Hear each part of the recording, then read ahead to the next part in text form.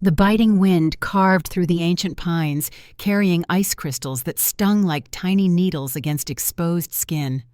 Astrid ran, her breath coming in ragged clouds that dissipated into the darkening forest.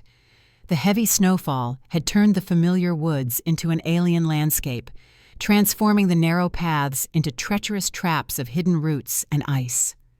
Her pale blonde hair, almost white in the fading light, whipped around her face as she cast a desperate glance over her shoulder. The footprints behind her were already filling with fresh snow, but the shouts of her pursuers echoed through the trees. Men from the village, their voices slurred with whiskey and courage, had followed her into the forest when she'd slipped away from the Winter Council gathering. Women weren't welcome at such events in Raven's Hollow, but Astrid had learned long ago that the only way to protect herself was to know what threats were brewing.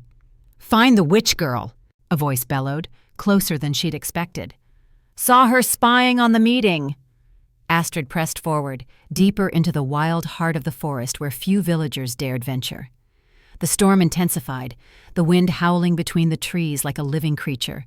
Snow swirled around her in blinding sheets, obscuring her vision to mere feet ahead.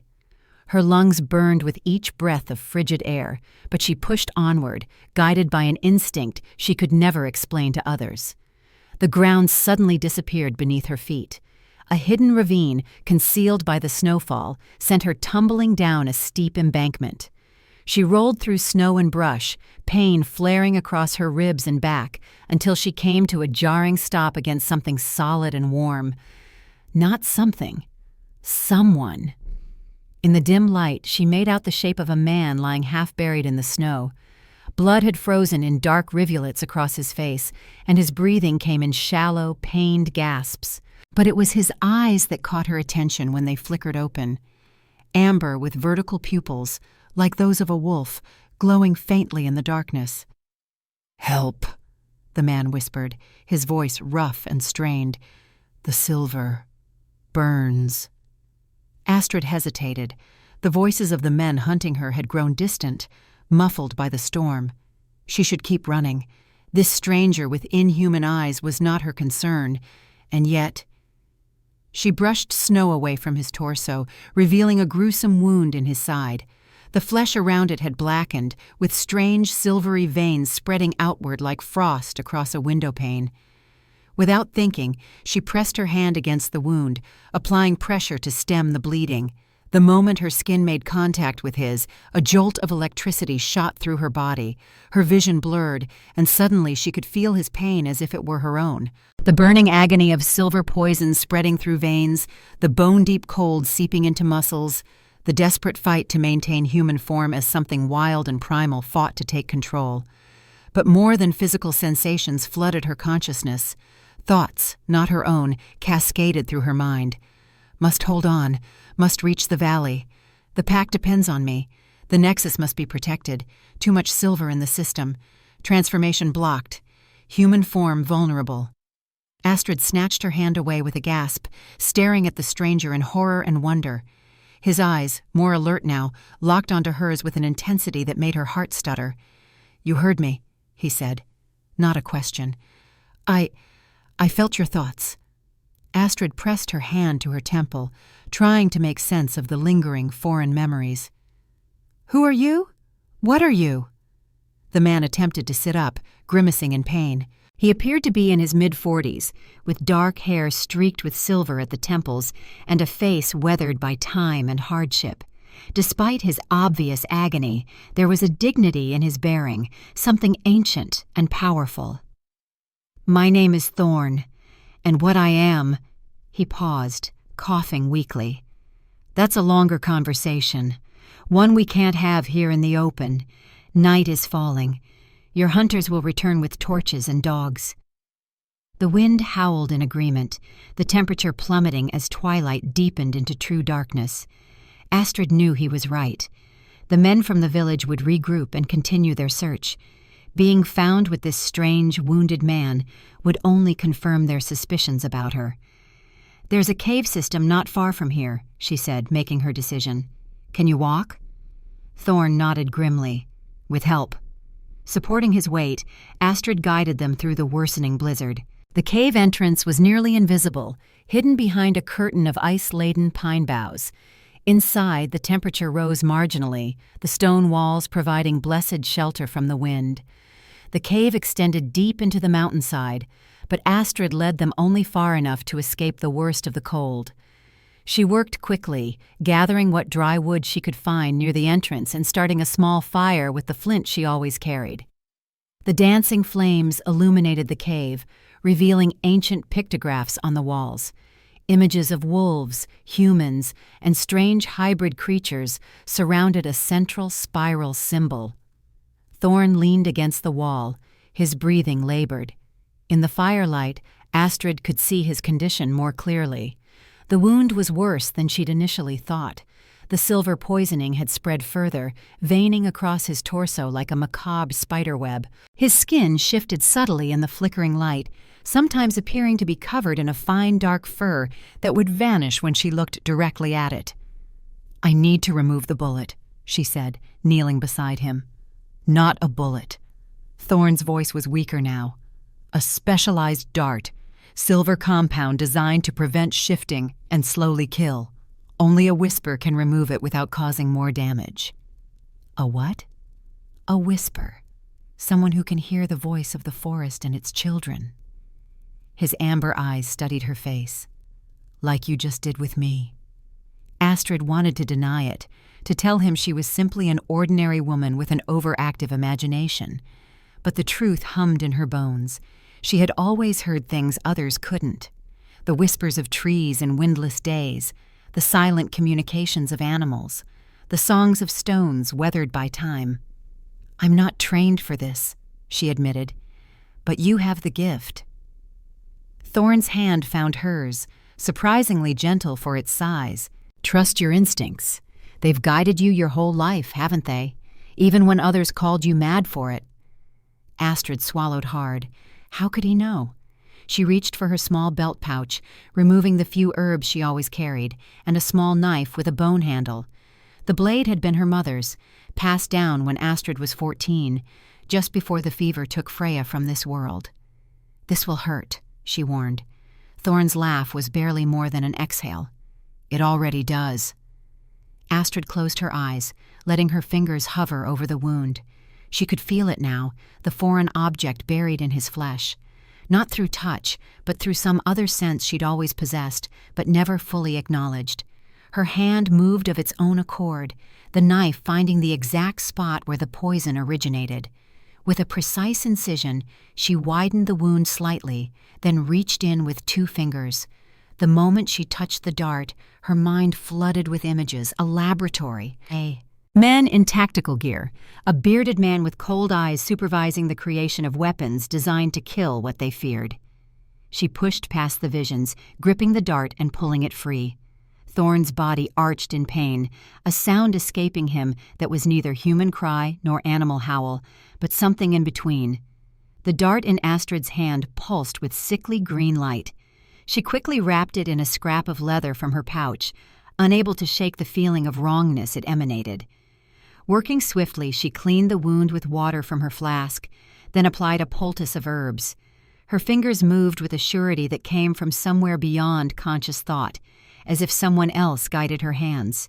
She found herself murmuring words in a language she didn't recognize, ancient syllables that felt right on her tongue. As she worked, memories surfaced from the depths of her mind, her mother teaching her which plants could heal and which could harm. Freya showing her how to sense the life force in all things, the warnings to hide these abilities from the villagers, who feared what they didn't understand. "Your mother taught you well," Thorne murmured, his eyes half closed. Astrid's hands stilled. "How did you know about my mother?" "I know the signs of a whisper trained by another."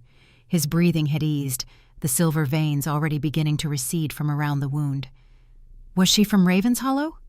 "Yes, though the villagers never fully accepted her either. They tolerated her because she could heal their sick when conventional medicine failed."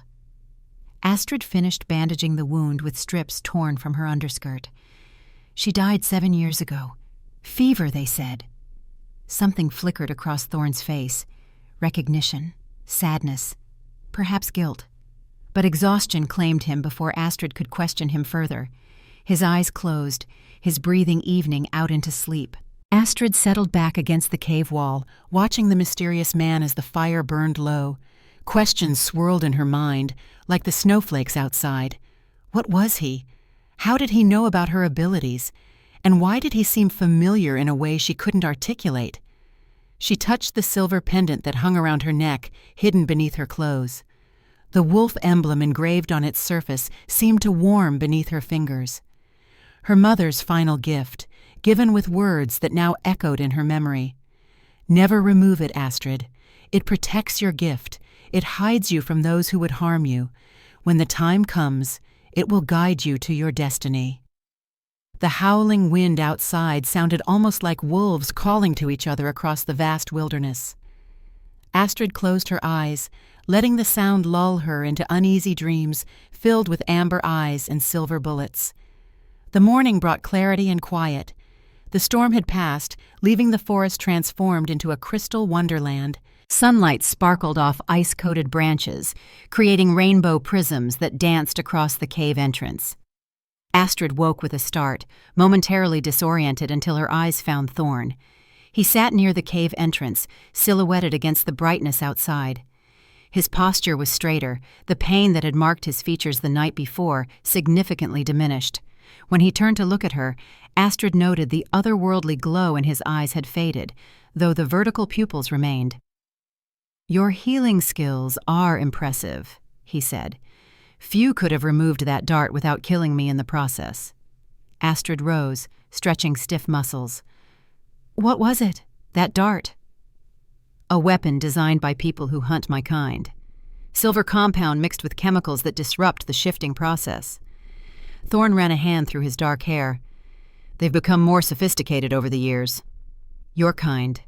Astrid approached, studying him in the morning light. "And what exactly is that?" Thorne held her gaze steadily. "I am both man and wolf, neither fully one nor the other." "A werewolf?" The word felt childish on her tongue, something from fairy tales told to frighten children. "That term carries too many misconceptions." He gestured toward the cave walls, toward the ancient paintings. "The old tribes called us spirit walkers, those who could bridge the gap between human world and animal consciousness. Modern science might call it a genetic anomaly. The truth lies somewhere in between." Astrid remembered the strange sensation of his thoughts merging with hers. "And I'm a whisper?" "Yes. One with untrained abilities, but powerful nonetheless." Thorne rose carefully to his feet, testing his strength. "Someone who can hear the voices of the natural world, communicate with beings that others perceive as mindless, feel the pulse of the earth itself." The explanation resonated with experiences Astrid had dismissed throughout her life. The conversations with animals that seemed to understand her, the warnings from trees before storms struck, the intuitive knowledge of where to find rare herbs exactly when needed. "My mother was like me," she said quietly. Thorne nodded. "Freya was a formidable whisper, one of the strongest I've known." Astrid's heart skipped a beat. "You knew my mother?" Before he could answer, a distant sound caught their attention. Dogs barking, men shouting. The search parties from Ravenshollow had not given up. "We can't stay here," Thorne said. "They'll find this place eventually." "Where can we go?" "The village surrounds the southern forest edge." "North." Thorne's expression grew distant. "Into the deep forest, where they won't follow. I need to return to my territory, and you need answers I can't give you here." Astrid hesitated only a moment. Returning to Ravenshollow meant facing growing suspicion, living in isolation, and never understanding the abilities that set her apart. Following this stranger meant stepping into the unknown, but also potentially discovering truths about herself and her mother that had been hidden for years. "I need to retrieve some things from my cabin first," she said. "Supplies. My mother's journal." Thorne's expression tightened with concern. "It's risky." "I know paths they don't, ways to move unseen." Astrid gathered her meager possessions.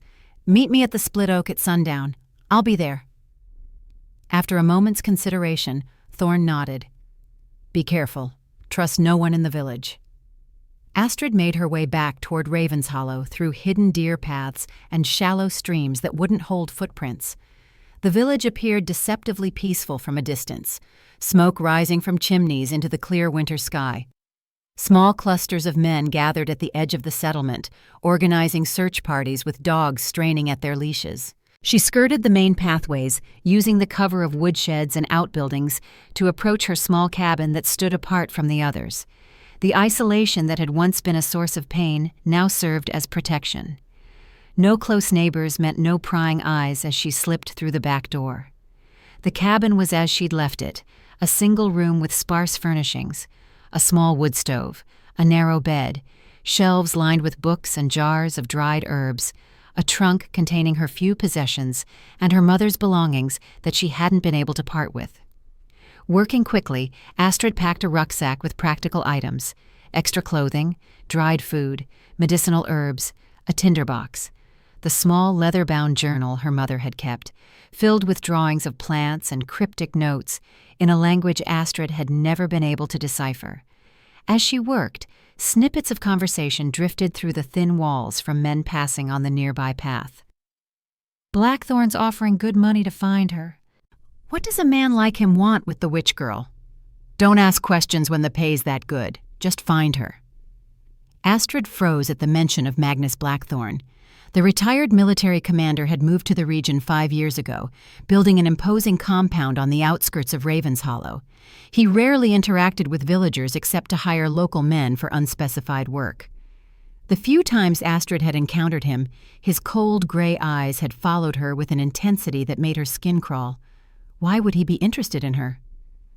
The question echoed in her mind as she finished packing. A sudden pounding at her door made her jump.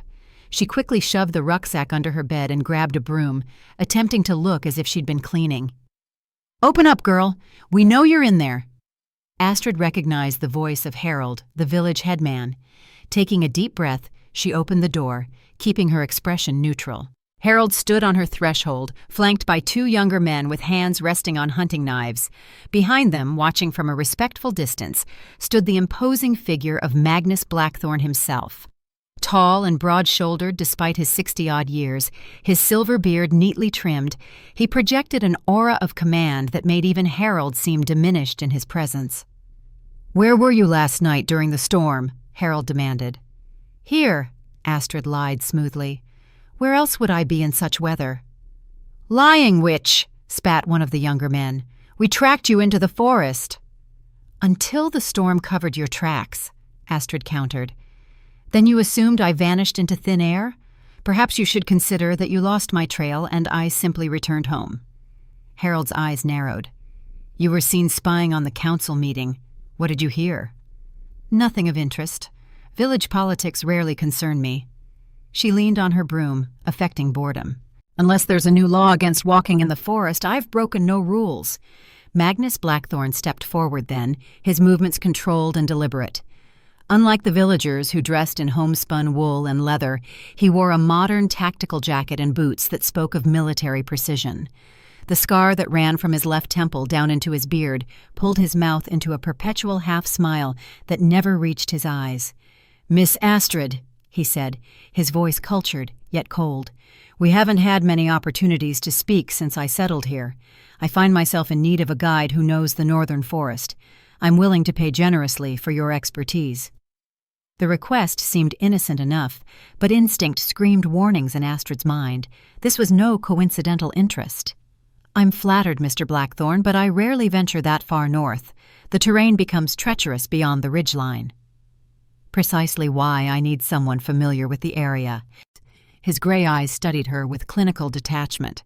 "My men encountered something unusual during a hunting expedition, something I believe you might help identify." "I'm no wildlife expert." "Aren't you? Your mother had quite the reputation for understanding the creatures of the forest. I assumed the daughter would inherit such talents." The way he emphasized the word made it clear he meant something beyond ordinary skills. Astrid fought to keep her expression neutral, even as her heart thundered in her chest. How much did he know? "My mother was a healer who studied plants. Nothing more exotic than that, I'm afraid. Now, if you'll excuse me, I have chores to complete." She began to close the door, but Magnus placed a gloved hand against it, preventing her. "One more thing, Miss Astrid.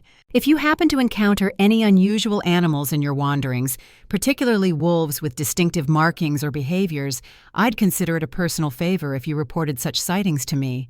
There's a significant reward for information." The threat beneath the polite request was unmistakable. Astrid nodded stiffly, and Magnus withdrew his hand, allowing her to close the door. Through the window, she watched as he spoke briefly with Harold before the men departed. Waiting until they were well out of sight, Astrid retrieved her pack and added a few final items. Her mother's silver pendant she kept around her neck. The bone-handled knife went into her boot. Moving with renewed urgency, she slipped out the back door and into the forest once more. Instead of heading directly toward the split oak, Astrid took a circuitous route, doubling back and crossing streams to confuse any potential trackers. Something told her that Magnus Blackthorn was not a man who accepted refusals easily. Her path took her past a clearing she normally avoided, the site of an old lumber camp abandoned years ago. It had recently shown signs of renewed activity.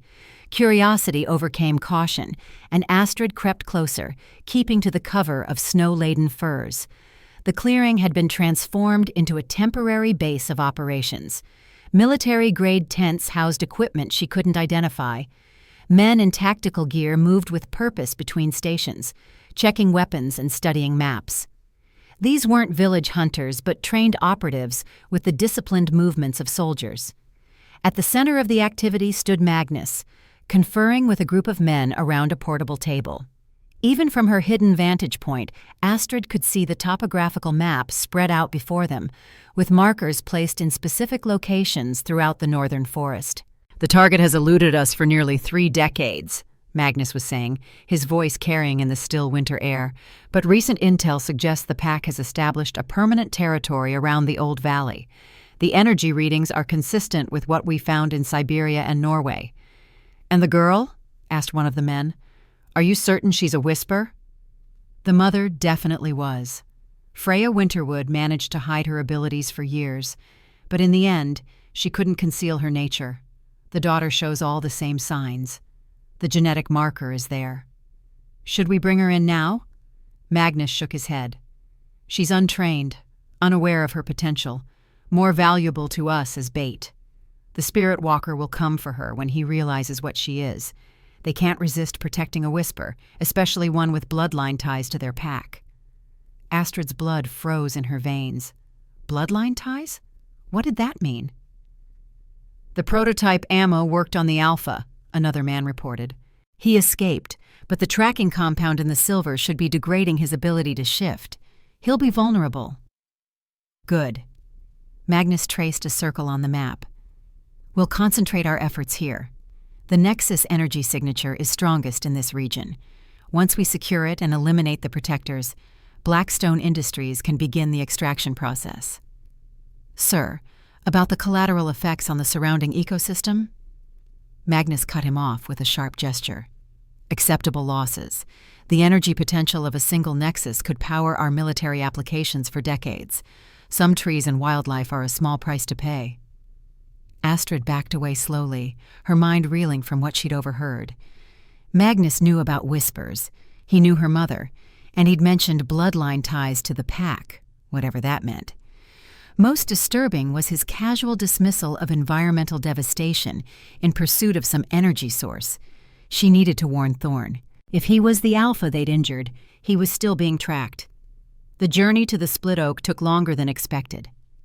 Astrid moved cautiously, constantly checking for signs of pursuit. The ancient oak, split down the middle by lightning generations ago, yet still thriving, stood as a sentinel at the boundary between the known forest and the deeper wilderness rarely traversed by villagers. Thorne was already waiting, a dark silhouette against the snow, as the sun began its descent. He'd changed clothes, now wearing rugged outdoor gear that looked well-worn but of quality craftsmanship. The wound appeared to have healed substantially, though he still favored that side slightly when he moved. "You came," he said, relief evident in his voice. "I was beginning to worry." "We need to move quickly," Astrid replied, glancing back the way she'd come. Magnus Blackthorn has men searching the forest. They're tracking you through something in the dart they shot you with." Thorne's expression darkened. "Blackthorn. I should have known he'd be behind this." "You know him?" "We served together, Vietnam, another lifetime ago." Thorne gestured toward the north. "Come, we need to reach the valley by nightfall. The pack can help mask our trail." As they trekked deeper into the forest, Astrid shared what she'd overheard at the camp. Thorne listened intently, his features growing increasingly grim. "The Nexus," he murmured. "So that's what he's after now." "What is it?" "This Nexus they mentioned." Thorne was silent for several moments, navigating them through a particularly dense section of forest before responding. "Imagine points on the Earth where the veil between dimensions grows thin, where energy from beyond our understanding pools and concentrates. Indigenous cultures worldwide recognize these places as sacred, built temples around them. The Nexus in this forest is one of the last untouched ones in North America." "And Blackthorn wants to extract its energy?" "He wants to weaponize it." Thorne's voice carried an edge of old anger. "Magnus always saw power as something to be controlled and directed toward military applications. He doesn't understand that the Nexus isn't just an energy source. It's a living heart that sustains the entire ecosystem." The terrain grew increasingly challenging as they progressed.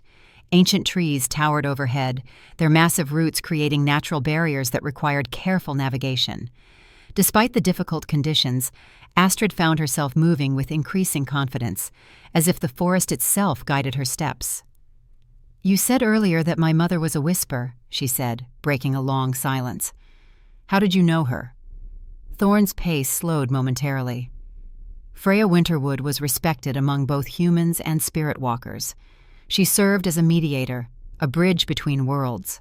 She understood the importance of the Nexus and helped protect it for many years. Was she killed because of that? Because of her connection to the Nexus? The question hung in the air between them. Thorne stopped walking and turned to face her fully. In the fading light, his eyes had begun to glow again, the amber becoming more pronounced. "Yes," he said simply. "Magnus discovered her identity when she attempted to prevent an early exploration of the Nexus region. The fever that took her life was induced, a specialized toxin developed to eliminate whispers without raising suspicion." The confirmation of what Astrid had begun to suspect hit her like a physical blow. Her knees weakened, and she leaned against a tree trunk for support. "He murdered her," she whispered. "And now he's hunting me for the same reason." "Not exactly the same reason." Thorne hesitated, choosing his words carefully. "Magnus believes you can lead him to the Nexus because of your bloodline. What he doesn't realize is that your connection runs deeper than even he suspects." Before Astrid could question him further, a sound in the distance captured their attention. The howl of a wolf, followed by another, and then several more, joining in a complex symphony that echoed through the forest. "They've found something," Thorne said, his body tensing. "We need to move, now." The last hour of their journey became a blur of rapid movement. Thorne set a punishing pace, guiding them through ravines and over ridgelines with unerring certainty. Despite his earlier injury, he moved with the fluid grace of a predator, sometimes pausing to scent the air or listen to sounds imperceptible to ordinary human senses. As full darkness descended, they crested a final ridge. Below them stretched a hidden valley, protected on all sides by steep slopes that would deter casual explorers. A silver ribbon of river wound through its center, and ancient trees clustered in groves that seemed to follow patterns rather than random distribution. "Welcome to Whispering Valley," Thorne said, "home of the Spirit Walker Pack for generations." They descended carefully along a narrow path that switched back and forth across the steep slope. As they neared the valley floor, shapes emerged from the darkness. Wolves, at least a dozen, with fur in various shades of gray and brown. They approached silently, their eyes reflecting the moonlight. Astrid felt no fear, only a strange sense of homecoming. The wolves circled them, some brushing against her legs in greeting. When she tentatively reached out to touch one large gray female, the same connection she'd experienced with Thorne flared to life. "Welcome, daughter of Freya. We have waited for your return." Astrid gasped, withdrawing her hand in surprise. Don't fight the connection, Thorne advised gently. Let it flow naturally. They've been anticipating your arrival for some time. How could they know about me? The pack remembers. Knowledge passes from generation to generation. Thorne continued leading her deeper into the valley, the wolves forming an escort around them. And some of us have been watching over you from afar since your mother's passing. They approached a cluster of structures built in harmony with the landscape. Some were cabins constructed of local timber, others stone cottages that appeared to have grown organically from the hillside. Lights glowed warmly in windows, and smoke rose from chimneys into the star-filled sky. People live here? Astrid asked in surprise. Spirit walkers in human form, whispers who've chosen to leave the outside world, researchers who've discovered truths too dangerous or profound to share with modern society. Thorne gestured toward the largest structure, a lodge built around the trunk of a massive ancient tree. This has been a sanctuary for thousands of years. As they approached the lodge, figures emerged to greet them. Men and women of various ages, dressed in practical clothing that blended traditional elements with modern functionality. Their faces showed the same subtle otherworldliness that marked Thorne, a wildness in their eyes that suggested they were more than purely human. A tall woman with iron-gray hair stepped forward. "You've returned, Thorne. We felt the attack through the pack bond." "Survived thanks to her," Thorne indicated Astrid. "This is Astrid Winterwood, daughter of Freya." The woman's penetrating gaze studied Astrid. "Freya's child. Yes, I see the mother in her face, and something else as well." She extended her hands in welcome. "I am Sylvia, elder of the human settlement. The last time I saw you, you were but 5 years old." Astrid frowned. "I've never been here before." "You were too young to remember," Sylvia replied gently. "Your mother brought you here several times as an infant and toddler, before she chose to leave and raise you in the human world." The lodge interior was spacious and warm, centered around a large hearth where a fire burned cheerfully. Wooden tables and comfortable seating created a communal gathering space.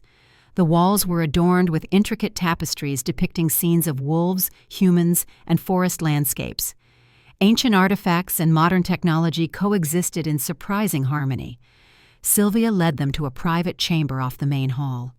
A meal had been prepared, simple but nourishing food that Astrid suddenly realized she desperately needed. As they ate, Thorne explained the situation to Sylvia in greater detail. "Magnus has escalated his efforts," he concluded. "The tracking compound in the dart suggests they've developed new ways to hunt us." "We've detected increased activity on the southern borders," Sylvia confirmed. "Our scouts report equipment being moved into position. They're preparing for something significant." "He mentioned energy readings," Astrid added. "Something about extracting the Nexus power for military applications." Sylvia and Thorne exchanged concerned glances. If they've developed technology to harness Nexus energy, the consequences could be catastrophic. Sylvia turned to Astrid. "Child, how much do you know about your heritage?" "Very little," Astrid admitted. "My mother rarely spoke of her past or her abilities. She taught me to identify plants and treat ailments, but she never explained why I could hear things others couldn't." "She was protecting you," Thorne said. "Knowledge can be dangerous when there are those hunting for it." Sylvia rose and retrieved an ornate wooden box from a nearby shelf. Opening it, she removed an aged leather-bound book similar to the journal Astrid carried, but much older. "This is the Chronicle of Whispers, passed down through generations. It contains the history of our two peoples, Spirit Walkers and Whispers, and our sacred duty to protect the Nexus points around the world." She opened the book to a page showing an illustration of a woman with pale hair standing beside a great black wolf.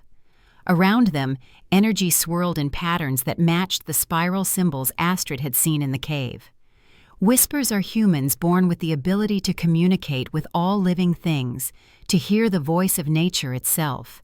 They serve as interpreters between worlds, maintaining balance. Spirit walkers are guardians, warriors who can shift between human and wolf form to protect the sacred places from those who would exploit them. Astrid studied the illustration, noting the silver pendant around the illustrated woman's neck, identical to the one she wore. This connection I feel, with the wolves, with Thorne. Is it because I'm a whisper? Partly, Sylvia replied carefully, but your connection runs deeper. You see, whispers and spirit walkers are bound together by ancient pacts. Sometimes those bonds become more personal. A Thorne, who had been silent during Sylvia's explanation, finally spoke. Your mother was bonded to the previous Pack Alpha. They were partners in protecting the Nexus, and more. More? Astrid looked between them, sensing something significant remained unsaid. They were life partners, Sylvia clarified. What humans would call husband and wife, though our traditions differ somewhat from conventional marriage. Astrid set down her cup with unsteady hands. My mother was married to a spirit walker, but my father was a ranger who died before I was born. That's what she always told me. A necessary story to protect you both, Thorne said quietly. Your father was indeed a protector of the forest, but not in the way you imagined. The implications slowly crystallized in Astrid's mind. My father was like you? A man who could become a wolf? Thorne nodded. Gabriel was my closest friend and our pack leader. When Magnus first discovered the existence of the Nexus 25 years ago, Gabriel led the resistance against his early exploration attempts. He was killed in an ambush when you were only an infant.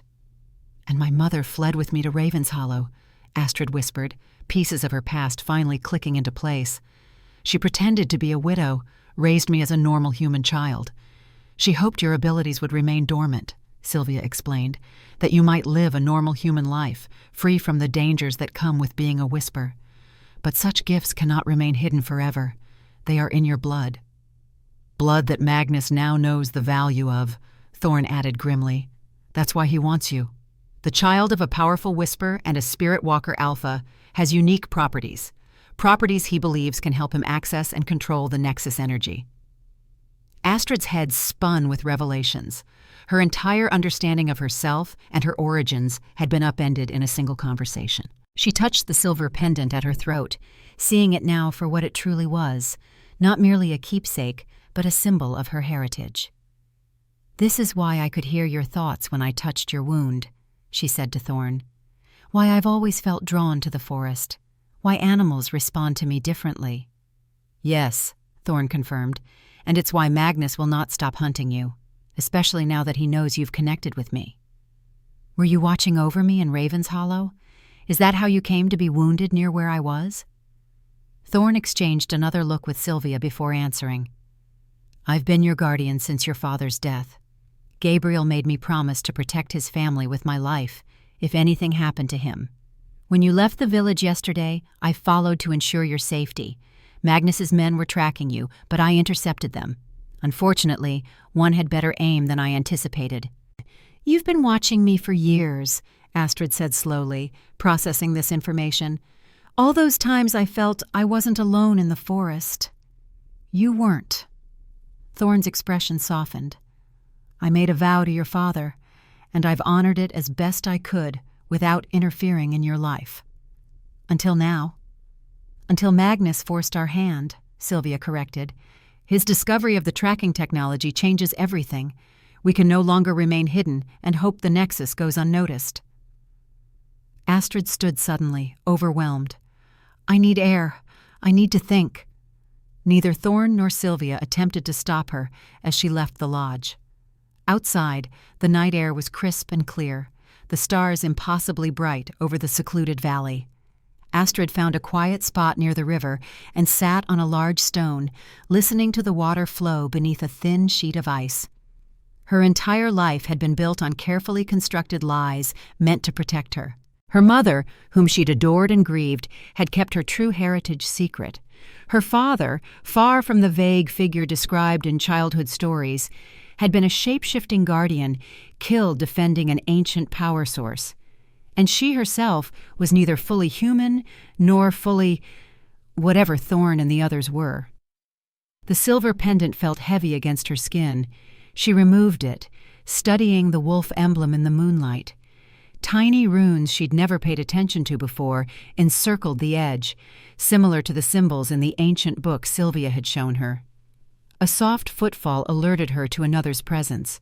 She turned to find Thorne approaching, his movements deliberate enough to announce his arrival without startling her. "Too much too quickly," he said. Not a question, but an understanding.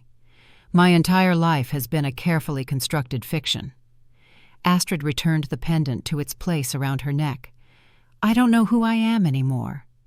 "You are exactly who you've always been." Thorne settled beside her on an adjacent stone. "Astrid Winterwood, a young woman with extraordinary gifts and the courage to use them. The only difference is that now you understand where those gifts come from. And that understanding puts a target on my back." She looked at him directly. "What aren't you telling me? There's something more, isn't there?" Thorne was silent for a long moment, watching the play of moonlight on the partially frozen river.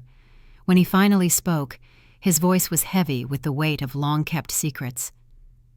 "Magnus and I weren't just fellow soldiers. We were friends, brothers in arms who survived horrors together.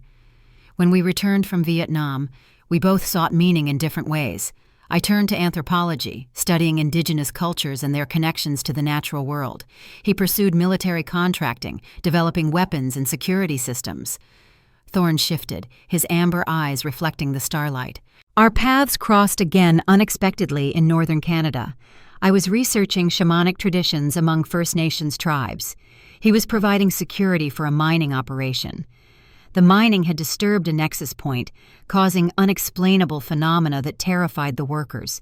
That's when I first encountered spirit walkers, though I didn't know what they were called then." "What happened?" Astrid asked quietly. "I witnessed a ritual, participated in it, thinking I was merely documenting an anthropological curiosity." His voice took on a distant quality. "The spirit walkers were attempting to heal the damaged nexus. They needed a human intermediary, someone with an open mind who could bridge worlds. I volunteered, not understanding the permanent nature of the bond I was creating." He extended his hand, palm up. In the moonlight, a spiral mark became visible on his skin, similar to the symbols in the cave and the chronicle. "The ritual changed me at a cellular level. I gained the ability to shift forms, to communicate with the pack, to sense the energy flows of the earth. But the transformation wasn't complete. Unlike those born to it, I remain caught between worlds, neither fully human nor fully spirit walker." "And Magnus witnessed this?" "He arrived with armed men during the ceremony, saw my partial transformation. Instead of fear, he felt envy and opportunity. He began hunting spirit walkers, capturing some for study, killing others who resisted. He became obsessed with harnessing the power of the Nexus and the genetic adaptations that allowed shifting." Thorne's face hardened with old pain. "When your father confronted him, trying to negotiate a peaceful solution, Magnus ordered his execution. Gabriel's death broke something in the balance between our worlds. The Nexus became unstable, dangerous. Your mother used her abilities as a whisper to temporarily seal it, but the solution was incomplete. It requires blood of both lineages to permanently restore balance." "My blood," Astrid said, understanding dawning. "The child of both traditions." "Yes, which is why Magnus wants you alive.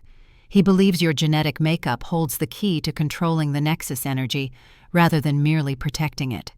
"And does it?" "Not in the way he imagines." Thorne looked at her with an intensity that made her breath catch.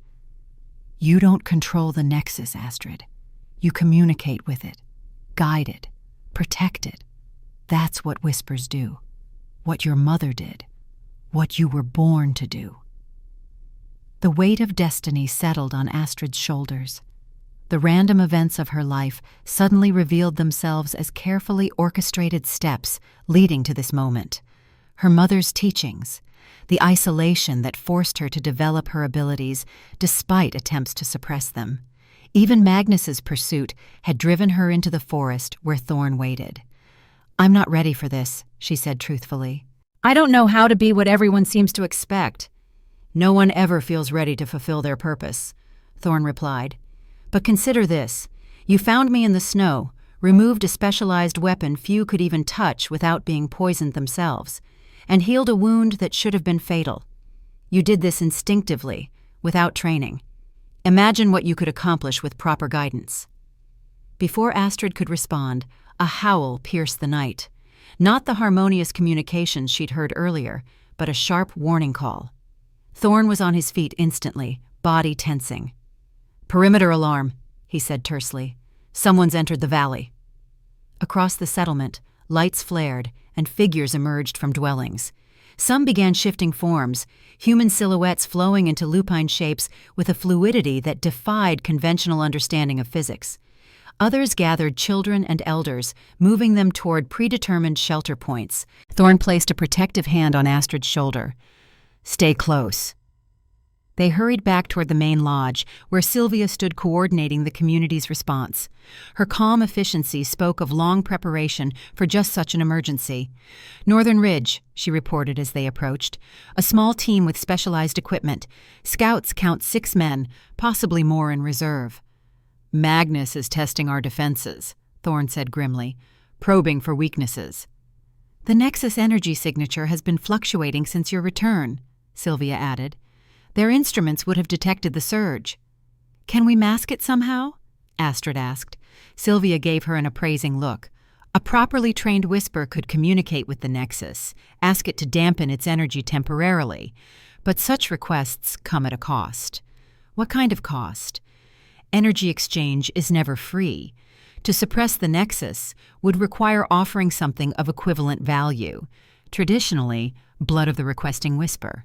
The wolf pendant seemed to warm against Astrid's skin, almost pulsing in time with her heartbeat. A decision crystallized in her mind with unexpected clarity. "Show me how," she said. "If Magnus wants my blood so badly, I'd rather give it to the forest than to him." Thorne's expression reflected both pride and concern. "Astrid, without proper training, communing with the Nexus directly could be dangerous." "More dangerous than letting Magnus capture it?" She met his gaze steadily. "You said I was born for this. Let me try." After a moment's hesitation, he nodded. "Sylvia will guide you through the basics. I'll join the defense team to buy you time." "Be careful," Astrid said impulsively, grasping his arm. "I've lost enough family already." Something flickered in Thorne's eyes at her words. He covered her hand with his own briefly, before turning away to join the spirit walkers preparing to confront the intruders. Sylvia led Astrid deeper into the lodge, past the common areas to a circular chamber built around a living tree that grew up through the center of the structure and out through the roof. The tree's bark glowed faintly with an inner light, and its roots formed natural seating around a small pool of water so clear it appeared almost luminous. "This is a seedling of the mother tree that grows at the true Nexus," Sylvia explained. "A conduit that allows safer communication without exposing you to the full power of the central connection." She instructed Astrid to sit beside the pool and remove her pendant. "Place it in the water. It will help focus your energy and protect your mind during the connection." Astrid did as instructed, watching as the silver wolf pendant sank to the bottom of the shallow pool. The water began to glow more intensely around it. "Now your blood," Sylvia said, offering a small ceremonial knife with a handle carved from antler. "Just a few drops. The intent matters more than the quantity." Astrid pricked her finger without hesitation, allowing 3 drops of blood to fall into the water. The effect was immediate and dramatic. The pool's glow intensified tenfold, and the tree's luminescence pulsed in response. The water began to swirl around the pendant, forming patterns that matched the spiral symbols she'd seen throughout the valley. "Close your eyes," Sylvia instructed softly. "Listen not with your ears, but with your heart. The Nexus speaks in impressions, emotions, images. Don't try to control the experience. Simply receive." Astrid closed her eyes and immediately felt herself falling into a vastness beyond description. Colors she had no names for washed over her consciousness. Sounds that existed beyond the range of human hearing filled her mind. The sensory overload would have been terrifying if not for an underlying sense of welcome, of recognition. Daughter of two worlds, long have we waited for your return. The communication came not in words, but in pure concept, downloaded directly into her understanding. Astrid felt the ancient awareness of the Nexus examining her, assessing her worthiness with criteria beyond human comprehension. The balance falters, the wound festers, the barrier thins. Images flashed through her mind. Magnus and his men drilling into the earth near a massive tree similar to the one in the chamber, but vastly larger. The ground bleeding a luminous fluid where their equipment pierced the soil. The fabric of reality itself stretching dangerously thin around the intrusion points. What do you seek, daughter of Freya and Gabriel? Astrid focused her thoughts, trying to form a coherent request. Help us hide from those who would harm you. Mask your energy so their machines cannot find you. A sensation like gentle laughter rippled through her consciousness. We do not hide. We are, always. Their machines detect only the merest whisper of our true nature. Then help us protect you, Astrid amended. Show me how to shield you from their detection. The price is blood and binding. Are you prepared to pay it? I am, Astrid replied without hesitation. The world exploded into light and sensation. Astrid felt herself expanding, her consciousness stretching to encompass the entire valley.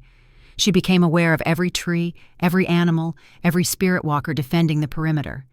She sensed Magnus's men with their cold machinery that probed and measured and recorded. And she felt the Nexus itself, a vast, interdimensional crossroads of energy and information that defied human understanding. Only the smallest fraction of its power manifested in the physical world, like the tip of an incomprehensible cosmic iceberg. With newfound clarity, Astrid understood what needed to be done. Not suppression of the energy, but redistribution. Not hiding, but misdirection. She directed her will toward the Nexus energy pattern, encouraging it to flow differently, to spread more evenly throughout the forest, rather than concentrating at its central point. The effect would confuse the sensors, creating dozens of minor readings instead of one major signature. The Nexus responded to her guidance, energy flowing like water finding new channels. As it did, Astrid felt something changing within herself as well. The dormant abilities she'd suppressed all her life awakened fully, flooding her with awareness and potential that both exhilarated and terrified her. When she opened her eyes, the chamber had changed. The tree glowed brightly, and the water in the pool had completely evaporated, leaving only her pendant resting on smooth stone. Sylvia watched her with an expression of wonder and concern. "What did you do?" the older woman asked. "The energy patterns have shifted across the entire valley." "I asked the Nexus to redistribute its power," Astrid replied, her voice sounding strange to her own ears, resonant with harmonics that hadn't been present before. "To create a pattern that will confuse their instruments." Sylvia's eyes widened. Such manipulation typically requires years of training and preparation. Astrid retrieved her pendant, which now felt warm and somehow heavier than before. As she placed it around her neck, she noticed a faint spiral pattern had appeared on her palm, similar to Thorne's but more intricate. "The Nexus marked you," Sylvia observed. "It has accepted your offering and granted you access to deeper knowledge." Before Astrid could respond, the door to the chamber burst open. Thorne stood there, his clothing torn and bloody, but his eyes bright with triumph. "They're retreating," he announced. "Something confused their equipment. They were looking in entirely the wrong area." He looked at Astrid with newfound respect. "What did you do?" "She communed with the Nexus directly," Sylvia answered when Astrid remained silent. "And it responded more strongly than I've ever witnessed with a first contact." Thorne crossed the room in 3 strides, taking Astrid's hands and turning them palm up to reveal the spiral markings. His expression shifted from triumph to concern. "A full binding on the first communion," he murmured. "The Nexus must have recognized your dual heritage." "Is that bad?" Astrid asked. "Not bad," Thorne replied carefully, "but significant. It means the Nexus has claimed you as its primary protector, a role typically earned over decades of service. Astrid felt the weight of that responsibility settling over her. I saw what Magnus is doing, not just here, but at other sites around the world. He's wounded the Earth itself, Thorne, and he won't stop. No, he won't. Thorne's expression hardened. Magnus Blackthorn stopped being the man I once knew long ago. His obsession has consumed whatever humanity he once possessed. He killed my parents, Astrid said quietly, and now he wants to use me to control something he doesn't understand. Which is why you must complete your training, Sylvia interjected. What you did tonight was remarkable, but dangerous. Untrained abilities can be as harmful to the wielder as they are powerful. Thorne nodded in agreement. The binding mark means the Nexus has accepted you, but proper instruction is essential. You must learn to use your gifts without depleting yourself. Astrid looked between them. These people who represented a world she was only beginning to understand, a world that was apparently her birthright. The events of the past 2 days had transformed her understanding of herself completely, yet somehow it felt like returning to a truth she'd always known deep inside. Then teach me, she said simply. Everything I need to know to protect what my parents died defending. Thorne's amber eyes, so wolf-like even in his human form, studied her with an intensity that seemed to look into her very soul. The path won't be easy. Magnus won't give up, especially now that he knows you've embraced your heritage. I've never expected an easy path, Astrid replied, but for the first time in my life, I'm on one that feels right.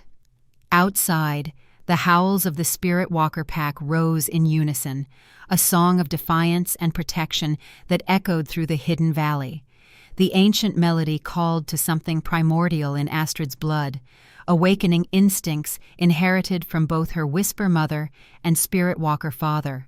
She closed her eyes and listened not just with her ears, but with her newly awakened senses. The forest spoke to her of ancient pacts and sacred duties, of balance and protection, of the delicate web that connected all living things. And beneath it all pulsed the Nexus, a cosmic heartbeat that had found resonance within her own. The battle with Magnus Blackthorn and his forces had only just begun. The road ahead would demand sacrifices she could scarcely imagine. But as she stood in the sacred chamber, with the mark of the Nexus fresh upon her skin, Astrid Winterwood made a silent vow to honor the legacy of both her parents. She would become what she was born to be, the Whisper who spoke for the forest, the daughter who avenged her family, and the protector who stood between an ancient power and those who would exploit it. And in Thorne, the loyal friend of her father who had watched over her all these years, she sensed both a mentor and something more complex that time would eventually reveal. The wolves continued their song as the night deepened, and somewhere in the darkness, Magnus Blackthorn planned his next move, unaware that the young woman he sought had finally awakened to her true power. The forest had called, and Astrid had answered. Now the ancient dance between protector and destroyer would begin anew, with the fate of powers beyond human understanding hanging in the balance. The first light of dawn spilled across Whispering Valley, painting the ancient trees in hues of amber and gold. Astrid stood at the edge of a high cliff overlooking the Spirit Walker settlement, watching as the community below stirred to life. 3 days had passed since her communion with the Nexus and the retreat of Magnus Blackthorn's forces. 3 days of revelation and transformation that had altered her perception of reality itself. The spiral mark on her palm tingled as she stretched her hand toward the rising sun. The binding with the Nexus had changed her in ways she was only beginning to understand. Colors appeared more vivid. Sounds carried greater nuance. The whispers of the forest, once merely intuitive impressions, now formed coherent patterns of communication that flooded her consciousness whenever she opened herself to them. "You're up early." Thorne's voice came from behind her. He moved with preternatural silence, a habit from decades shifting between human and wolf forms. In the dawn light, The silver threading through his dark hair gleamed like polished metal, and the amber of his eyes seemed to capture and reflect the sunrise. "I dreamed of my mother again," Astrid replied without turning. "She was showing me something important, but I woke before I could understand what it was." Thorne stepped beside her, his presence solid and reassuring. The wound in his side had healed completely, leaving only a faint silver scar to mark where the poisoned dart had struck. "The Nexus connection is stirring ancestral memories. It's not unusual for Whispers to experience visions of their predecessors. These don't feel like visions. They feel like memories." Astrid turned to face him. "As if I were there, living her experiences." "Blood remembers," Thorne said simply. "Especially blood as unique as yours." He gestured toward the valley below. "The pack leaders are assembling. It's time you met someone important." They descended the winding path from the overlook to the valley floor in companionable silence. Astrid had grown comfortable with Thorne's presence in a surprisingly short time. Perhaps it was their shared connection to her mother, or perhaps something deeper rooted in blood and destiny. Whatever the reason, she trusted him with an instinctive certainty that defied her normally cautious nature. The gathering took place in a natural amphitheater formed by ancient oak trees that had grown in a perfect circle. Sylvia was already there, along with 7 other humans who carried themselves with the distinctive blend of grace and wildness that marked spirit walkers. Alongside them sat an equal number of wolves, each displaying unusual size and intelligence in their alert postures and watchful eyes. As Astrid entered the circle with Thorne, the assembled group fell silent. Eyes, both human and lupine, tracked her movement with undisguised curiosity and assessment. She felt a momentary surge of self-consciousness before squaring her shoulders and meeting their gazes directly. "The daughter of Freya and Gabriel has returned to us," Sylvia announced formally. "Marked by the Nexus and awakened to her heritage." A sound like rolling thunder filled the amphitheater. Astrid realized after a moment that it came from the wolves, all rumbling deep in their chests in what appeared to be a gesture of acknowledgement or respect. "It is time she meets the Alpha," one of the human leaders said, an older man with a weathered face and arms corded with lean muscle. "The true Alpha." Thorne nodded, his expression solemn. "I'll take her to him." The assembled spirit walkers parted, creating a path leading toward the heart of the valley. Thorne guided Astrid along this route, past the main settlement into virgin forest that seemed to grow more ancient with each step.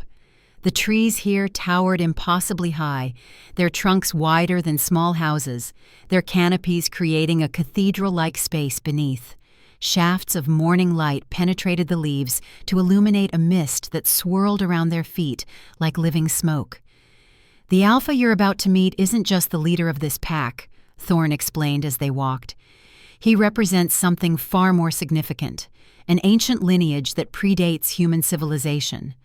The spirit walkers are merely one expression of his influence." "You speak of him with such reverence," Astrid observed. "Is he that powerful?" "Power is too simple a word." Thorne paused, considering his next words carefully. "Imagine consciousness distributed across multiple forms simultaneously. Imagine wisdom accumulated over centuries rather than decades. The being you're about to meet exists on a different plane of understanding than either humans or ordinary wolves." They entered a clearing dominated by a massive tree that dwarfed even the giants surrounding it. Its trunk, gnarled and ancient, bore intricate patterns that Astrid initially mistook for carvings until she realized they were natural formations in the bark itself, patterns that matched the spiral mark on her palm. Seated at the base of the great tree was a wolf of such immense size that Astrid momentarily stopped breathing. Its fur was pure black, absorbing light rather than reflecting it, except for silver markings across its chest and face that resembled constellations. But it was the eyes that truly captured her attention. Golden eyes that contained intelligence beyond anything Astrid had ever encountered, even in human form. "Fenris," Thorne said, inclining his head respectfully. "I bring you Astrid Winterwood, daughter of Gabriel and Freya, newly awakened and nexus-bound. The massive wolf studied Astrid with those ancient eyes, and she felt the brush of a consciousness against her mind. Unlike her connection with Thorne or the other wolves, this mental touch carried weight and depth that threatened to overwhelm her senses. The bloodline returns, the circle nears completion. The words formed directly in her mind with crystal clarity. Astrid found herself responding not with spoken language, but with thought itself. You knew my parents. I know all who bond with the forest, all who hear its voice, all who protect its heart. The great wolf rose to his full height, easily reaching Astrid's shoulder. Your mother was wise beyond her years. Your father was courage embodied. Both gave everything to preserve what Magnus Blackthorn would destroy. And what is your connection to Thorne? Astrid asked, sensing something profound between the man at her side and this ancient being. Fenris turned his golden gaze to Thorne, and something like affection passed between them. We are reflections, two expressions of a single essence. When your father fell, his duty passed to his blood brother. Thorne accepted the burden, bonding his soul to mine, to maintain balance. Astrid looked at Thorne with new understanding. That's why you're caught between forms, not because your transformation was incomplete, but because you're sharing a soul with Fenris. Thorne nodded, a shadow of old pain crossing his features. When Gabriel died, the pack needed leadership. I volunteered to host a portion of Fenris's consciousness, to serve as his human counterpart. The price was the loss of my complete humanity. A sacrifice freely given, Fenris added, and one that preserved the balance until the daughter of two worlds could return. I don't understand, Astrid said. What balance? What am I meant to do? In response, Fenris padded toward her, each movement fluid despite his massive size. He stopped directly before her and lowered his great head, touching his muzzle to the spiral mark on her palm. The world dissolved around Astrid. Images flooded her mind with such intensity that she would have collapsed if not for Thorne's steadying hand at her back. She saw the valley as it had been thousands of years ago, witnessed the first human whispers communing with wolf spirits, observed the formation of the pact that created the first spirit walkers. She experienced centuries condensed into moments as guardians protected the Nexus through ice ages and warming periods, through human migrations and industrial expansion. And she saw Magnus Blackthorn as a young soldier, eyes still clear of the obsession that would later consume him. Standing beside an equally young Thorne amidst the horror of warfare, swearing blood brotherhood as mortars fell around them. She witnessed Magnus cradling his dying son years later, making desperate promises to a child already slipping away, watched as grief twisted into obsession, driving him to seek power that could transcend death itself. Most painfully, she experienced her mother's final moments. Freya, beautiful and fierce, confronting Magnus with knowledge of his plans. The poison administered slowly, designed to mimic natural illness. Her mother's desperate race against time to hide evidence of Astrid's true nature before the toxin claimed her life. When Astrid's vision cleared, tears streamed down her face. She found herself kneeling before Fenris, one hand still connected to his massive head. Thorne knelt beside her, his expression reflecting understanding of what she had witnessed. "Now you see," he said softly. "Now you understand what we face." "Magnus believes Nexus energy can resurrect his son," Astrid whispered, the revelation still fresh and raw. "He's not just seeking power. He's seeking to break the barrier between life and death." "A violation of natural law," Fenris confirmed. "The living and the dead exist in separate realms for reason. To breach that boundary would unravel the fabric of both worlds. And my blood, because I'm born of both Whisper and Spirit Walker lineages, contains unique properties," Thorne finished for her. "Your genetic makeup carries markers from both traditions. In the right hands, your blood could heal the damage Magnus has already caused to the Nexus. In the wrong hands, it could amplify his ability to tear open the barrier," Astrid concluded. The weight of this knowledge settled over her like a physical burden. "That's why he's hunting me." "Yes, but it is also why you must complete your training. Fenris stepped back, breaking the mental connection. The daughter of two worlds holds the power to either heal or destroy. You must learn to wield your gifts with wisdom. I'll teach her what I can, Thorne said. But Astrid needs more than just theory and meditation. She needs practical experience with her abilities. Fenris turned his golden gaze back to Astrid. Then she shall have it. Beginning now. The training began that very day. Astrid quickly discovered that being a whisper involved far more than simply hearing the thoughts of animals or sensing the presence of plants. It required a fundamental shift in consciousness, learning to perceive reality through multiple perspectives simultaneously.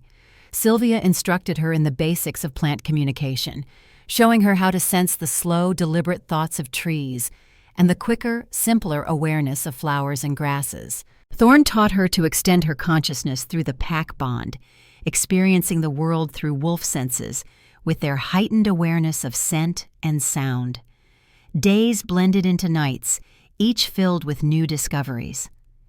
Astrid learned to channel energy through the spiral mark on her palm, directing it to heal minor injuries or accelerate plant growth. She practiced extending her awareness beyond her physical body, sending her consciousness flowing through the forest like water seeking its level.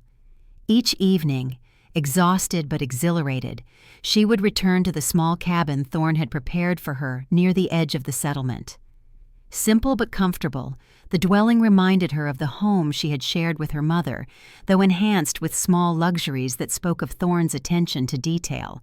Fresh wildflowers in hand-carved vases, soft furs on the bed to ward off the mountain chill. Books on natural philosophy and indigenous wisdom stacked beside a comfortable reading chair. 2 weeks into her training, Astrid woke before dawn with a sense of anticipation thrumming through her veins. Thorne had promised to show her something special today, something that would help her understand her heritage more completely. She dressed quickly in the practical clothing the Spirit Walkers had provided. Sturdy boots, leggings that allowed free movement, and layers that could be adjusted as the temperature changed throughout the day. Thorne waited outside her cabin, 2 backpacks at his feet and a thermos of steaming liquid in his hand. He offered her the drink with a rare smile that softened the usual intensity of his features. "Tea from the inner grove," he explained. "It will help prepare your mind for what we'll encounter today." The liquid tasted of herbs Astrid couldn't identify, warming her from within and bringing a clarity to her senses that made the early morning forest appear almost supernaturally vivid. They set off at a brisk pace, heading deeper into the valley than Astrid had yet ventured during her training. "Where are we going?" she asked, as they scaled a steep incline that required using tree roots as handholds.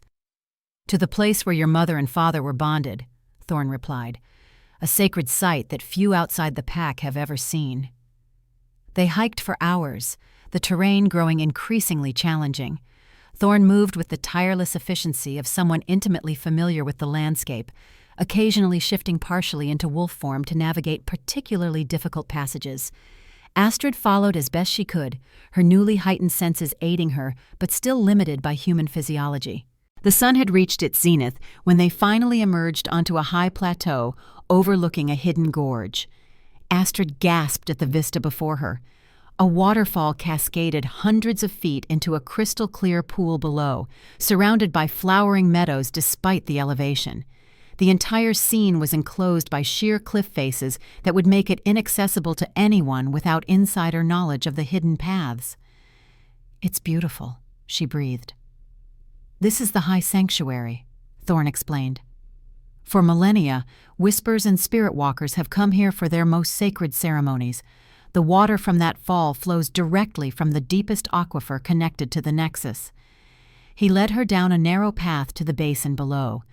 As they approached the pool, Astrid felt a growing resonance with the spiral mark on her palm. The waterfall's constant music seemed to form patterns in her mind, almost like language but more primal, more elemental. Near the pool's edge stood a circle of 9 standing stones, each taller than a man and inscribed with spiral patterns that matched the one on her hand. Within this circle, the ground was covered not with the wildflowers that grew abundantly outside it, but with smooth river stones of unusual colors and textures. "This is where your parents were joined," Thorne said, his voice carrying an undercurrent of emotion Astrid hadn't heard before. "Where they pledged themselves to each other and to the protection of the Nexus." Astrid stepped into the stone circle, immediately feeling a shift in the energy around her. The air seemed to thicken, time slowing to a dreamlike pace. When she reached the center, she knelt and placed her marked palm against one of the river stones. The connection was instantaneous and overwhelming.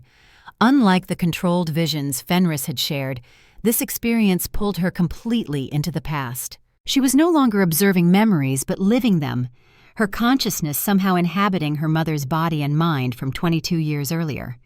Freya stood within the circle of stones, dressed in a simple white shift embroidered with silver thread that caught the moonlight. Her pale hair, so like Astrid's own, hung loose down her back, adorned with wildflowers and small crystal beads that chimed softly when she moved. Across from her stood Gabriel, tall and powerfully built, his dark hair contrasting with eyes the same amber shade as Thorne's. Unlike the other spirit walkers Astrid had met, Gabriel's presence carried no division between human and wolf aspects. The two natures existed in perfect harmony within him, neither dominant nor submissive to the other. "Are you certain?" Gabriel asked, his voice deep and resonant in the night air. "Once done, this cannot be undone. You will be bound not just to me, but to the pack, to the Nexus, to the eternal cycle of protection." "I have never been more certain of anything," Freya replied, extending her hands palm up in the traditional gesture of a whisper offering connection. "My heart, my soul, my gifts are yours, as yours are mine. Together, we will guard what must be preserved." Gabriel placed his palms against hers, and the contact sparked visible energy that swirled around their joined hands. "Then let it be so. By moon and mountain, by blood and bone, I bind my life to yours." Freya's response came in the ancient language of whispers, words that Astrid somehow understood, despite never having learned them. "By forest and flame, by spirit and stone, I accept this bond and offer my own." Energy cascaded from the standing stones, encircling the pair in spirals of silver and gold light. Their joined hands glowed with increasing intensity until the light encompassed their entire bodies. When it finally faded, matching spiral marks adorned their palms, perfect mirrors of each other. Gabriel's smile was radiant as he drew Freya into an embrace. "Wife," he said simply. "Husband," she responded, her joy palpable. Movement at the edge of the circle drew their attention. A younger Thorne stepped forward, his expression one of genuine happiness tinged with something more complex. "The pack acknowledges your bond," he said formally, though the warmth in his voice made it clear this was far more than mere ceremony to him. "Will you stand as our witness and guardian, blood brother?" Gabriel asked, extending his hand to Thorne. "Until my last breath," Thorne replied without hesitation, clasping Gabriel's forearm in a warrior's grip. Freya stepped forward, and in a gesture that seemed to surprise both men, placed a gentle kiss on Thorne's cheek. "Thank you for bringing us together. Without your friendship, I might never have found my way to this valley or to Gabriel." Thorne's expression reflected complicated emotions. Happiness for his friends, clearly, but also a carefully masked longing that spoke of deeper feelings carefully controlled. "My greatest honor," he said softly. The vision dissolved, leaving Astrid kneeling on the stone-strewn ground with tears streaming down her face. The raw emotions she had experienced through her mother's memory left her breathless and shaken. Love and joy so powerful they transcended time, sacred oaths spoken with absolute conviction, and beneath it all, the complex web of relationships that had shaped her very existence. She became aware of Thorne kneeling beside her, his hand on her shoulder, providing silent support as she processed what she had seen. "You loved her too," Astrid said quietly, the realization dawning with absolute certainty. Thorne did not immediately respond. When he finally spoke, his voice carried the weight of decades of carefully guarded truth. "I loved them both," he said. "Gabriel was my brother in all but blood, We survived war together, saved each other's lives more times than I can count. And Freya—" He paused, choosing his words with care. "She was like sunlight after endless night. I introduced them, knowing they were meant for each other, even though part of me wished otherwise." "Yet you stayed," Astrid observed, "became their witness, their guardian." "Love takes many forms." Thorne's amber eyes reflected ancient wisdom. "Sometimes the greatest expression of love is standing aside to ensure another's happiness." Astrid studied his face, seeing beyond the hardened exterior to the depth of loyalty and sacrifice beneath. "You've spent your entire life protecting others' happiness at the expense of your own." A sad smile touched his lips. "Not entirely at the expense. There is joy in service to those you love, in watching a friend's happiness, in protecting his child." His expression grew more serious. "But you didn't come here today for my old stories. There's more I need to show you." He rose and extended his hand, helping Astrid to her feet. Rather than leaving the stone circle, he led her to the pool's edge where the waterfall's cascade created a perpetual mist that caught the sunlight in rainbow prisms. "Place your hand in the water," he instructed. "The pool preserves memories of all who have communed with it. There's something specific I believe you need to see." Astrid knelt and submerged her marked hand in the crystalline water. The coolness was shocking initially, then soothing as the nexus energy within recognized and welcomed her. Unlike the spontaneous vision triggered by the river stones, this connection felt more directed, as if Thorne's intention guided the memories the pool revealed. Once again, she was pulled into the past, but this time to a period just months before her birth. Freya stood at this same pool, her belly swollen with pregnancy, her face etched with concern. Gabriel paced nearby, his movements reflecting the agitation of his wolf nature, even in human form. "He's found another nexus point," Gabriel said, his voice tight with controlled anger. "The reports from our contacts in the government confirm it. Magnus has established a research facility in northern Canada. They're experimenting with forced transformations."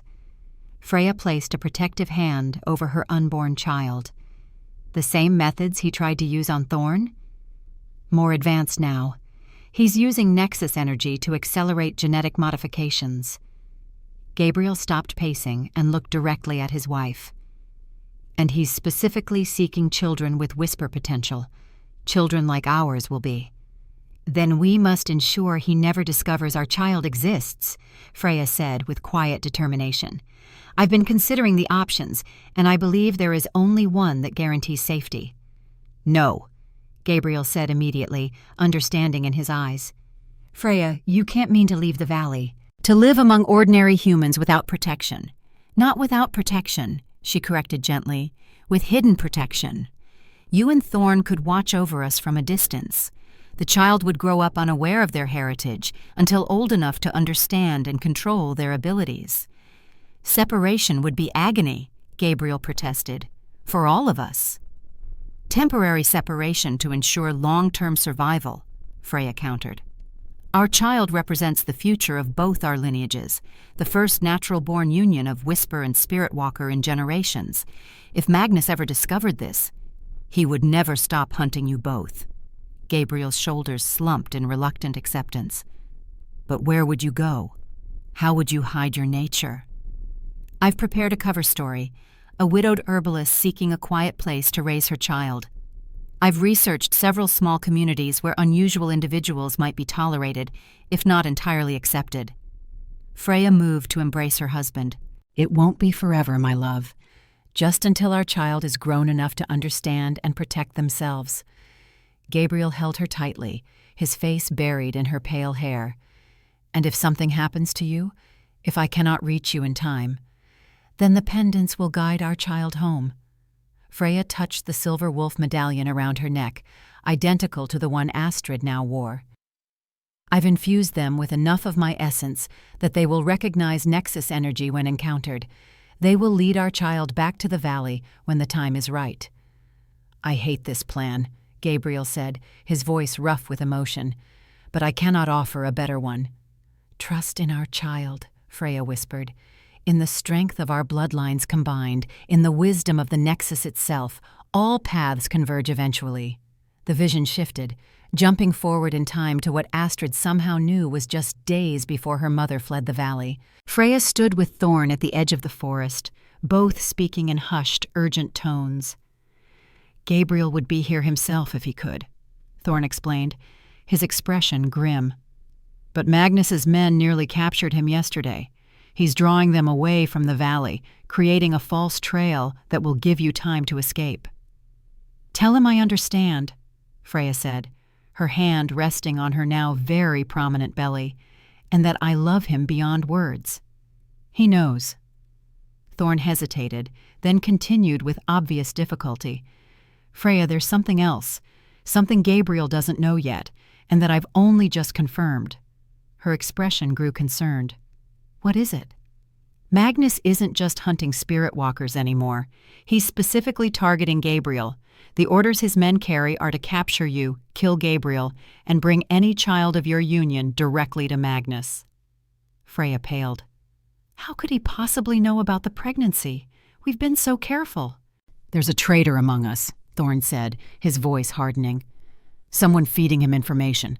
I haven't identified who yet, but when I do—" "No." Freya placed a restraining hand on his arm. "No more violence. Too much blood has already been spilled over the Nexus. Focus on protecting what remains, not avenging what's lost." Thorne covered her hand with his own. "I've prepared everything as you requested. New identification documents, a modest account at a local bank, property deeds for a small cabin near Raven's Hollow." He pressed a set of keys into her palm. "The location is remote enough for privacy, but close enough to town for necessities." "Thank you," Freya said softly. "For everything. For being our strength when we needed it most." "I made a vow," Thorne replied simply. "To Gabriel, not to me. To both of you." His eyes held hers for a long moment before he stepped back. "The jeep is packed and waiting at the north trailhead. I've mapped a route that avoids main roads and likely surveillance points." Freya nodded, then removed the silver pendant from around her neck. She held it out to Thorne. "Keep this safe until the child is born.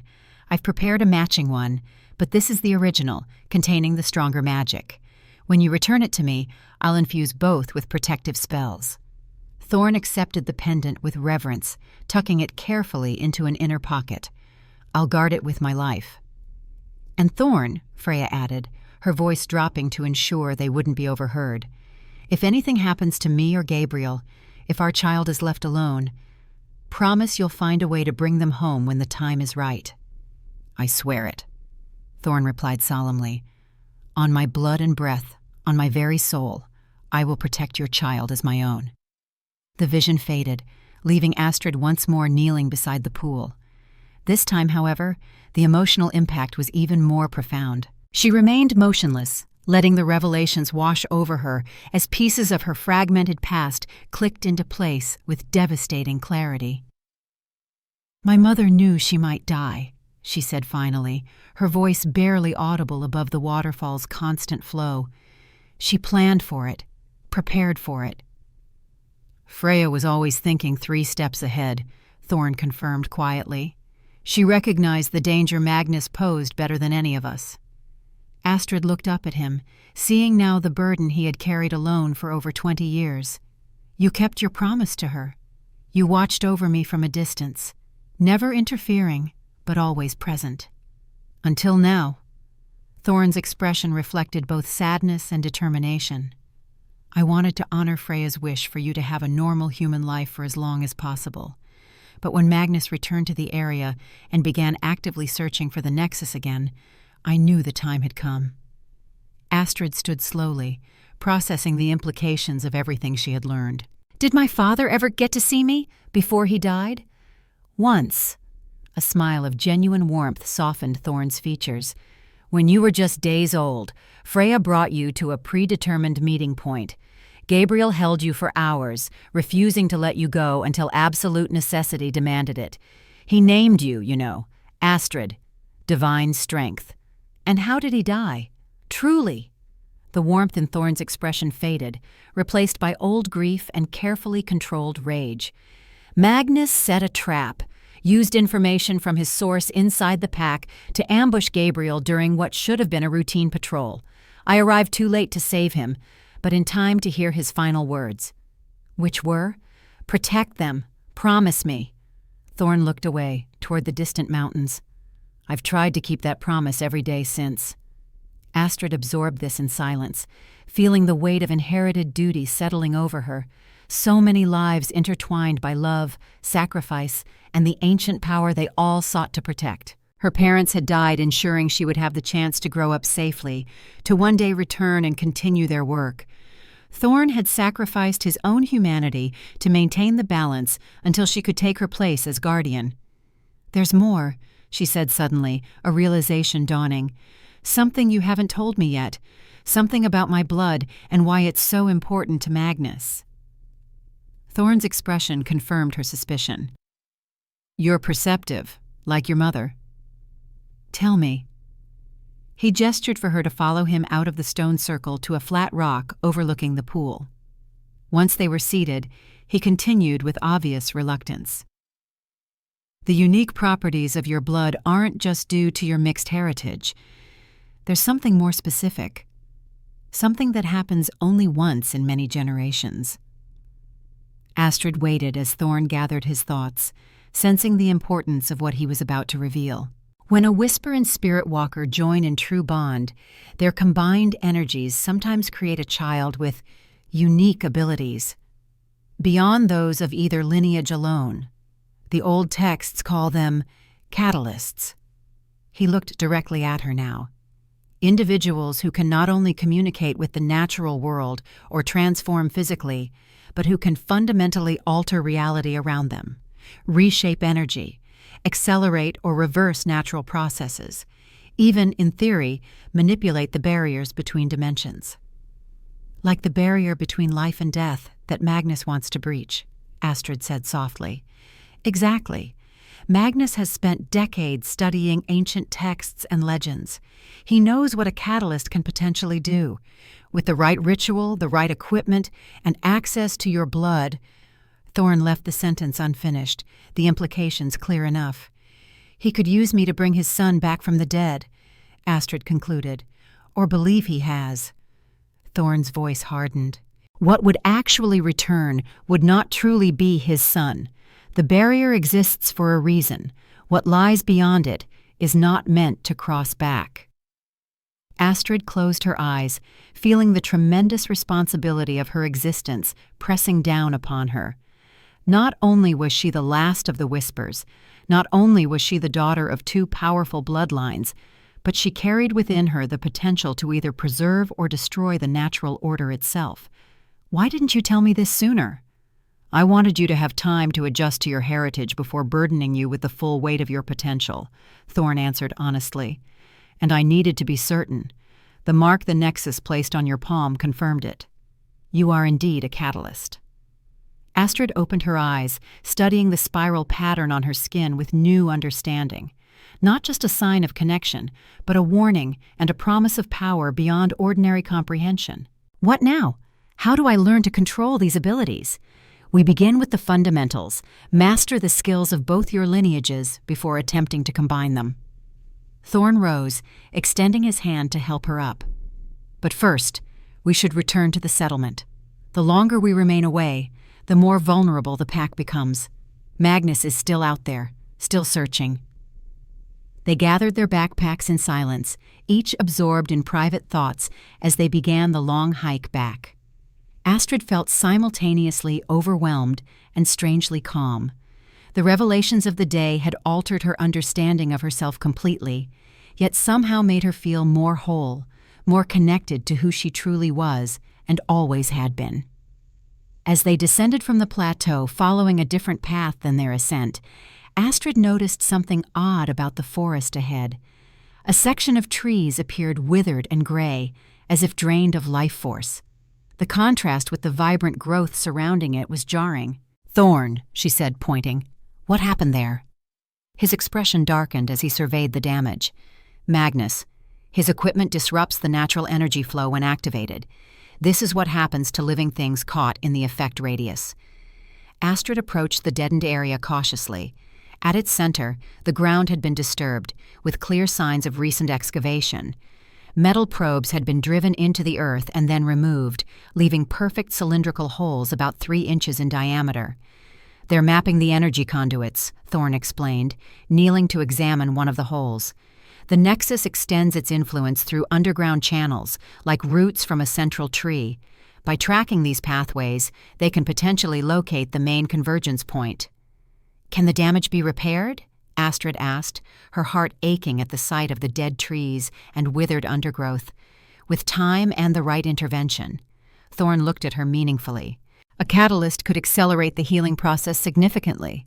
Astrid hesitated only briefly before kneeling beside him. "Show me how." "Place your hands on the ground," he instructed. "Feel for the disruption in the energy flow, like a blockage in a stream. Your instinct will guide you from there." Astrid pressed her palms against the soil, closing her eyes to focus her awareness. At first, she felt nothing but ordinary earth. Then gradually, she began to sense a subtle current flowing beneath the surface, like underground water but more ethereal.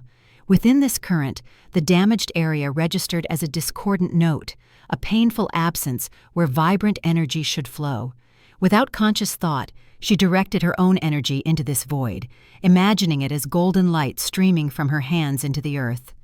The spiral mark on her palm grew warm, then hot, as power flowed through her into the damaged ecosystem. The effort quickly became taxing, drawing on reserves of strength Astrid hadn't known she possessed. Sweat beaded on her forehead despite the cool mountain air, and her breathing grew labored. Just as she felt she might need to stop, a new source of energy joined with hers. Thorne had placed his hands over hers, his own connection to the nexus through Fenris amplifying and supporting her efforts. Together, they channeled healing energy into the wounded forest section, repairing damage at a cellular level throughout the affected area. When Astrid finally opened her eyes, the transformation was remarkable. New growth had already begun to sprout from previously dead plants. The soil itself appeared richer, darker, with restored nutrients. The grayish cast that had hung over the area had dissipated, replaced by the green vibrancy that characterized the rest of the forest. "That was—" she began, then faltered, unable to find words adequate to describe the experience. "That was you being who you were born to be," Thorne said simply, helping her to her feet. "A healer of worlds." The journey back to the settlement took longer than planned. Astrid's energy was significantly depleted from the healing work, requiring frequent rest stops. Thorne remained patiently at her side, occasionally offering strips of dried meat or sips from his water flask to help restore her strength. As they neared the valley floor, the sun was already setting, casting long shadows through the ancient trees. Something in the quality of the silence caught Thorne's attention. He stopped abruptly, head tilted, as if listening to sounds beyond human perception. "Something's wrong," he said, his voice dropping to near whisper. "The forest is too quiet." Astrid extended her senses as she had been taught, reaching out to connect with the living consciousness around them. Where normally she would feel the busy mental activity of birds, small mammals, and insects, there was instead a bubble of emptiness. A zone of deliberate silence that could only be the result of wildlife fleeing from a significant threat. "Magnus?" she asked. "Or his men?"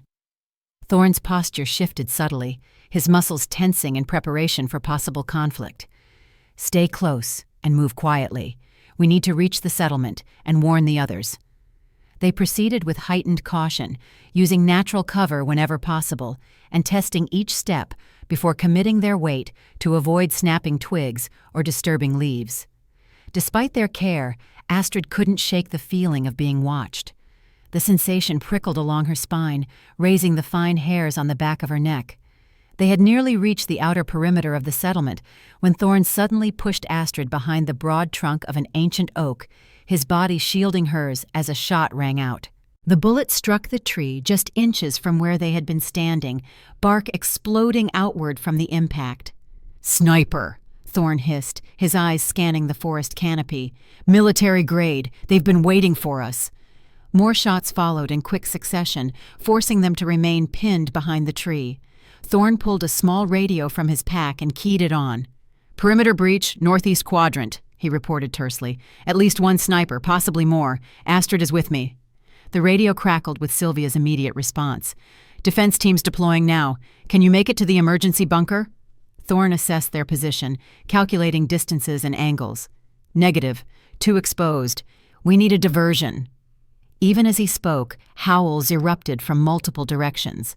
The Spirit Walker pack had mobilized, their coordinated movements designed to draw attention away from Thorne and Astrid's position. The strategy worked.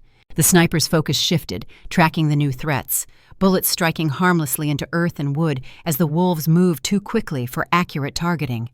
"Now," Thorne urged, gripping Astrid's arm. "Head for the river. Don't stop, no matter what you hear." They broke from cover, running in a zigzag pattern toward the sound of rushing water. Astrid's earlier fatigue vanished in the surge of adrenaline, her body responding to the immediate danger with newfound reserves of energy. Behind them, the sounds of conflict intensified, gunshots mixed with growls and human shouts. The defense of the valley had begun in earnest. They reached the riverbank and followed its course downstream toward a series of rapids. Thorne led Astrid to what appeared to be a solid rock face covered with moss and vines.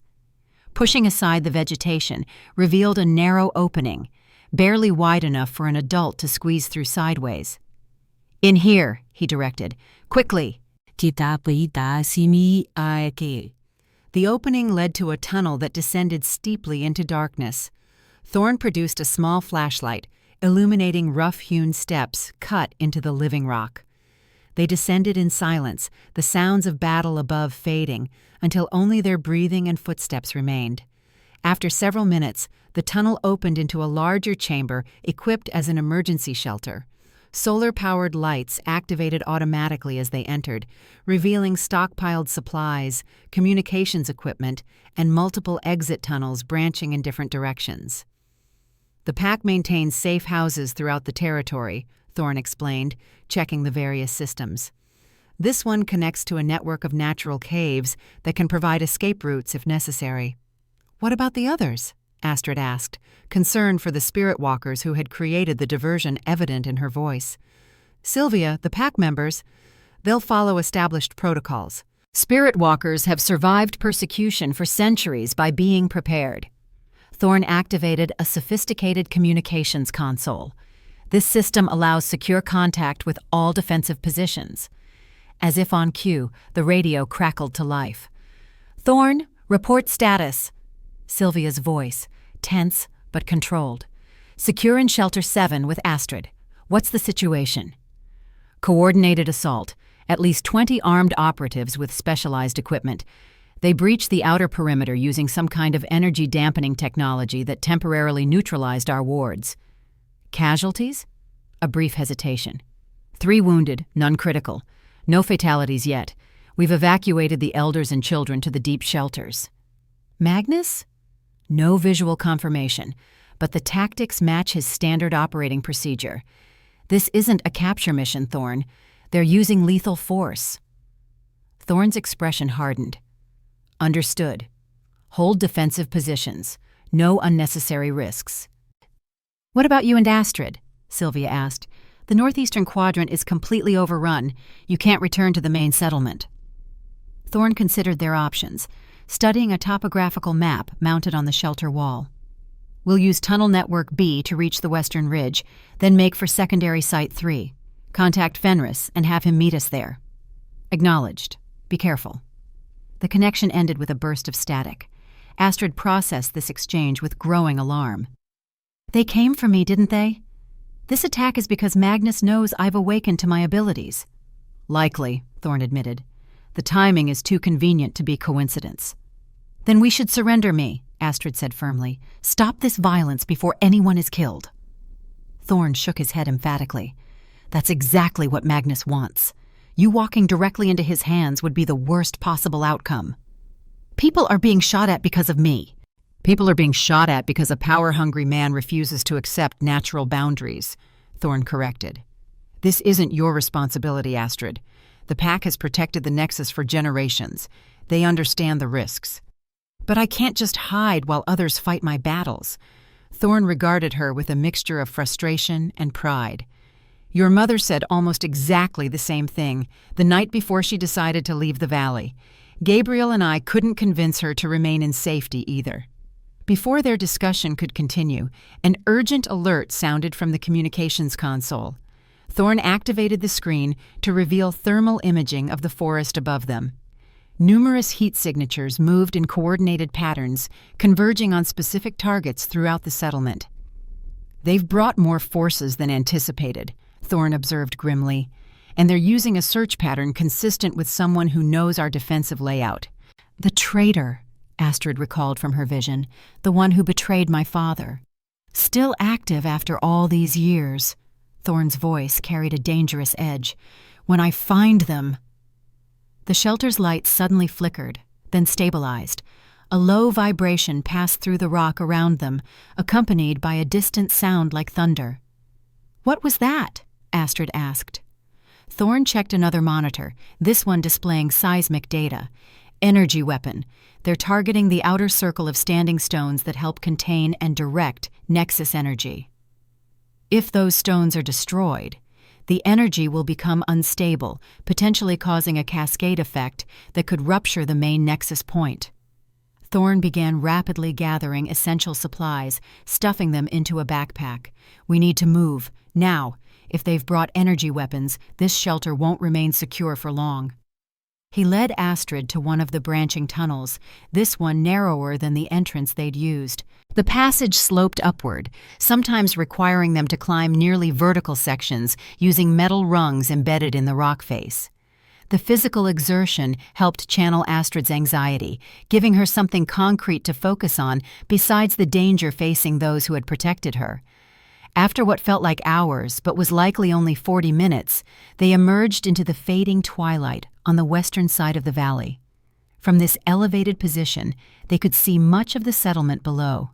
Plumes of smoke rose from several structures.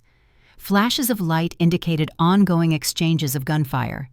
In the center of the valley, the massive tree where Fenris made his home remained untouched, protected by concentric rings of defenders. "They haven't reached the heart yet," Thorne observed, some tension leaving his shoulders. "The inner defenses are holding." "Where do we go now?" Astrid asked, surveying the chaotic scene below. "Northwest, to the secondary site. It's a hidden complex built into a mountainside, designed specifically as a fallback position in case the main settlement was compromised."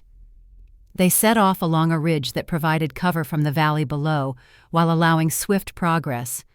Astrid found herself drawing on newly developed physical conditioning from her training, moving with greater sure-footedness than she would have thought possible weeks earlier. As darkness fell completely, the sounds of conflict behind them gradually faded. Either the battle had ended, or they had moved beyond hearing range. Thorne maintained a grueling pace, clearly intent on putting as much distance as possible between them and the compromised settlement before allowing rest.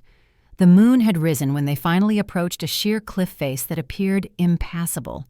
Thorne led Astrid to what seemed to be a solid wall of rock partially obscured by a waterfall. He pressed his palm against a specific location, and a section of stone slid silently aside, revealing a hidden entrance. "Biometric security," he explained as they entered a dimly lit corridor. "Only pack members and registered allies can access these facilities." The secondary site proved to be a surprisingly sophisticated installation carved directly into the mountain. Multiple levels connected by spiral staircases housed living quarters, medical facilities, storage areas for food and supplies, and what appeared to be a research laboratory. Unlike the rustic, nature-integrated aesthetic of the main settlement, this complex featured modern technology seamlessly incorporated into the natural rock formation. "This serves as both sanctuary and research base," Thorne explained as he guided Astrid through the facility. "Many of our scientific members work here, studying the Nexus and developing technologies to protect it." "I had no idea something like this existed," Astrid admitted, taking in the unexpected modernity of her surroundings. "The pack has evolved with the times. We maintain our traditions and connection to nature, but we also recognize the value of understanding the world through scientific inquiry. Thorne led her into what appeared to be a central operations room, complete with multiple workstations and large display screens, especially when facing enemies who use technology against us. Several spirit walkers were already present, coordinating communications and monitoring various feeds from the main settlement. They acknowledged Thorne's arrival with evident relief. "Status report," he requested without preamble. "Attack contained but ongoing," reported a woman with silver-streaked black hair and the bearing of a military officer. Magnus personally led a strike team targeting the mother tree, but they were repelled. 4 pack members injured, 2 seriously. No confirmed casualties on either side. Evacuation progress? 80% complete. Elders, children, and essential personnel relocated to secure locations. Defensive teams implementing controlled withdrawal protocols. And Fenris? En route to this facility as requested, accompanied by a protective detail. ETA 30 minutes. Thorne nodded, some of the tension leaving his posture. Maintain current defensive posture. No direct engagement unless absolutely necessary. Priority is protection of pack members, not territory. The woman acknowledged the orders and returned to her station. Thorne guided Astrid to a quieter area of the operations room, where a holographic display showed a 3-dimensional map of the valley and surrounding mountains. "Magnus is getting desperate," he observed, studying the tactical movements represented on the display. This attack was poorly planned by his standards. Too frontal, too obvious. "Why would he change his approach now?" Astrid asked. Time pressure, perhaps, or new intelligence that made him believe a direct assault could succeed. Thorne's expression darkened. Or he's using this attack as a diversion for something else entirely. As if in response to his suspicion, an alarm sounded throughout the facility. One of the technicians called out, "Perimeter breach at Raven's Hollow! Multiple vehicles converging on Astrid's cabin!" Thorne moved swiftly to the relevant display. "Show me." Satellite imagery revealed several black SUVs surrounding the small cabin where Astrid had lived with her mother. Armed figures moved with military precision, securing the area before entering the structure. "What are they looking for?" Astrid wondered aloud. "I took everything of value when I left." Thorne watched the operation unfold with growing concern. "Not everything. Your mother maintained a hidden cache beneath the floorboards, emergency supplies, documentation, and a map marking potential Nexus access points." "What?" Astrid stared at him in shock. Why would she keep something so dangerous? "Insurance, in case something happened to both of you and the knowledge needed to be preserved."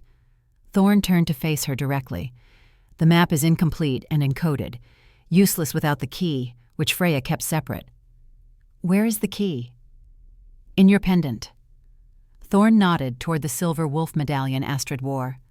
The pattern on the reverse side, when properly aligned with the map, reveals the true locations. Without it, the map shows only false trails and dead ends. Astrid's hand went instinctively to the pendant that had hung around her neck since her mother's death. "All this time, I've been carrying the key to finding the Nexus without knowing it." Another of Freya's precautions. She believed in distributing knowledge to prevent any single capture from compromising everything. Thorne's attention returned to the display as the armed figures exited the cabin, one carrying what appeared to be a metal lockbox. They found it. "Will it help them?" Astrid asked anxiously. "Not immediately. The encoding is complex, designed to resist conventional cryptographic analysis. But given enough time and resources, Magnus might decipher it," Astrid concluded, "which is why we need to accelerate your training." Thorne's voice carried new urgency. "The balance has shifted. Magnus now has pieces of the puzzle he previously lacked." Before Astrid could respond, the facility's main door opened to admit Fenris, accompanied by several spirit walkers in wolf form. The massive black wolf padded directly to where Astrid and Thorne stood, his golden eyes reflecting intelligence and concern. "The settlement is compromised," Fenris communicated directly to their minds. "For now, at least. Magnus has deployed technology that disrupts the natural energies we use for defense." "Casualties?" Thorne asked. "None fatal, though several will require significant healing." Fenris turned his attention fully to Astrid.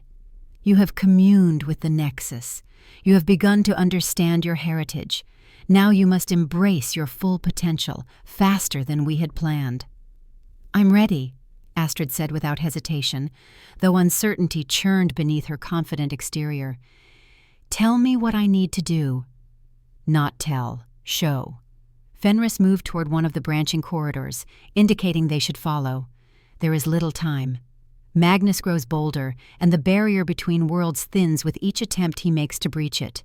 The great wolf led them deeper into the mountain complex, past areas that appeared dedicated to scientific research, through living quarters where evacuated pack members were settling in, and finally to a chamber that differed dramatically from the rest of the facility.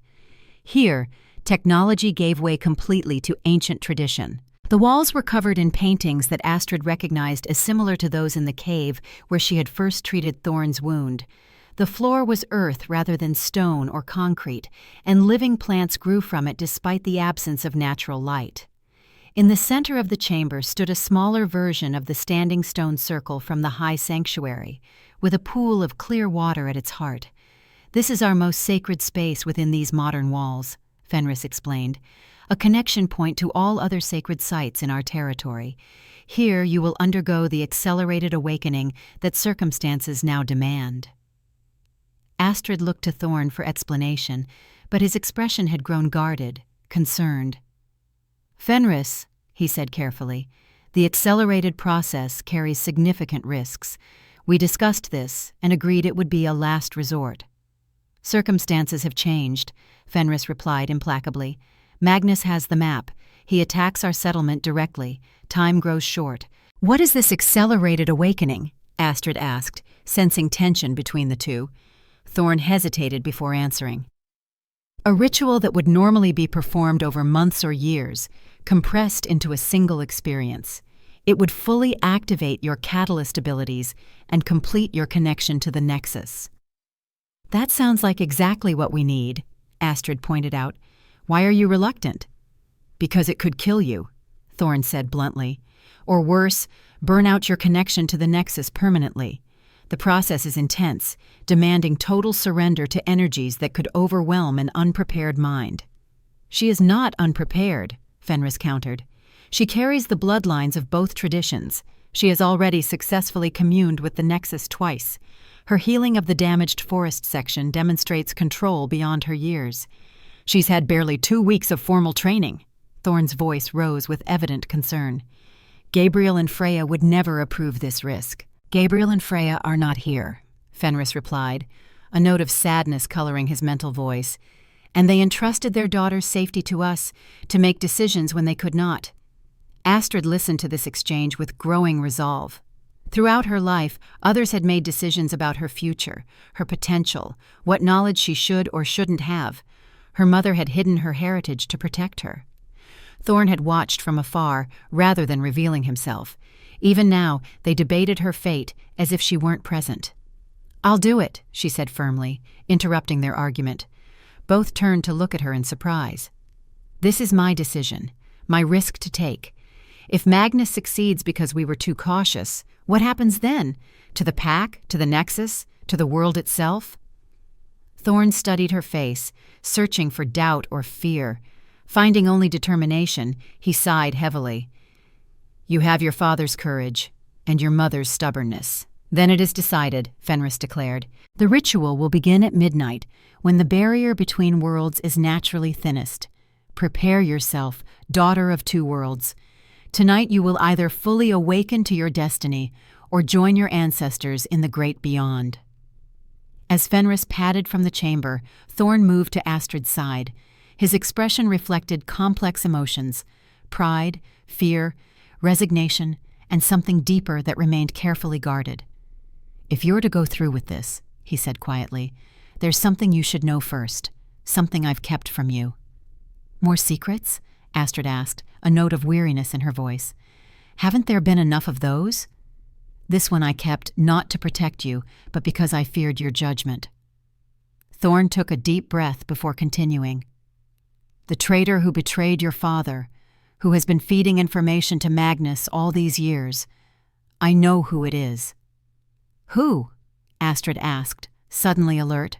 Eleanor, Thorne said, naming the woman from Ravenshollow who had shown kindness to Astrid after her mother's death. She's not what she appears to be. The revelation struck Astrid like physical blow. Eleanor, the herbalist who helped me after Mother died? She's been working for Magnus all this time?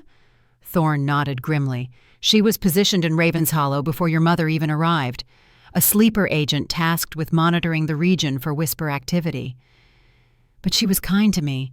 She gave me my mother's box when I left. Astrid's mind reeled, reassessing years of interactions in this terrible new light. The perfect cover. Her kindness gained your trust while allowing her to stay close, observing your development. Thorne's amber eyes reflected decades of carefully controlled rage. She reported to Magnus whenever your abilities manifested, however subtly. The times animals responded unusually to you. The plants that flourished under your care when they should have died. Astrid closed her eyes, memories cascading through her consciousness. Eleanor bringing soup when she was ill. Eleanor teaching her about local herbs. Eleanor listening to her childhood stories about talking to animals. Her expression always interested, encouraging. She was the one who told the village men I'd been spying at the council meeting. Astrid realized, the pieces clicking into place. She knew I'd run to the forest, that I'd encounter you, and that Magnus's men would be waiting. Thorne's jaw tightened. We've suspected a high-level infiltrator for years, but Eleanor concealed her true nature expertly. It wasn't until yesterday, when I reviewed the attack patterns, that I recognized her strategic fingerprints. She was military intelligence before Magnus recruited her. Why tell me now? Astrid asked, struggling to process this betrayal. Because the ritual you're about to undergo will open your mind completely. You'll access not only your own memories, but those of your bloodline. You might see things, connections, betrayals, that would distract you at a critical moment. Thorne placed his hands on her shoulders, his expression grave. You need to be prepared for any revelation, focused solely on completing the awakening. Astrid nodded, squaring her shoulders as she absorbed this final shock. Thank you for the truth. No more secrets between us. Something flickered in Thorne's eyes. Hesitation, perhaps regret, but he merely nodded. Rest now. The ritual begins at midnight. The hours before midnight passed in solemn preparation. Astrid bathed in water infused with sacred herbs, donned a simple white shift embroidered with silver symbols similar to those on her pendant, and fasted to purify her body. Throughout the mountain complex, the atmosphere grew increasingly tense as reports continued to arrive from the main settlement. Magnus's forces had withdrawn, but established a perimeter around the valley. They were waiting, watching, as if they somehow knew what was about to occur. Shortly before midnight, Sylvia arrived at the preparation chamber where Astrid sat in meditation. It's time, she said simply. Astrid followed the older woman through corridors, now darkened except for occasional lanterns that cast long shadows across the stone walls. The spirit walkers they passed bowed their heads respectfully, some touching their hearts in a gesture Astrid now recognized as the traditional acknowledgement of a catalyst. The ritual chamber had been transformed. The stone circle at its center now contained a shallow pool of luminescent water that cast rippling blue light across the earthen floor. Surrounding the circle stood 12 spirit walkers, alternating between human and wolf form. Fenris occupied the northernmost position, his massive form more imposing than ever in the ethereal light. Thorne waited beside the pool, dressed in ceremonial leather adorned with symbols matching those on Astrid's garment. His expression was unreadable, but tension radiated from his powerful frame. The ritual has 3 phases, Sylvia explained quietly as they approached. Separation, transformation, and integration. During separation, your consciousness will detach from your physical form. In transformation, you'll connect directly with the nexus energy. Integration is the most dangerous phase, when you must bring the transformed consciousness back into your body without being overwhelmed. What can I do to improve my chances?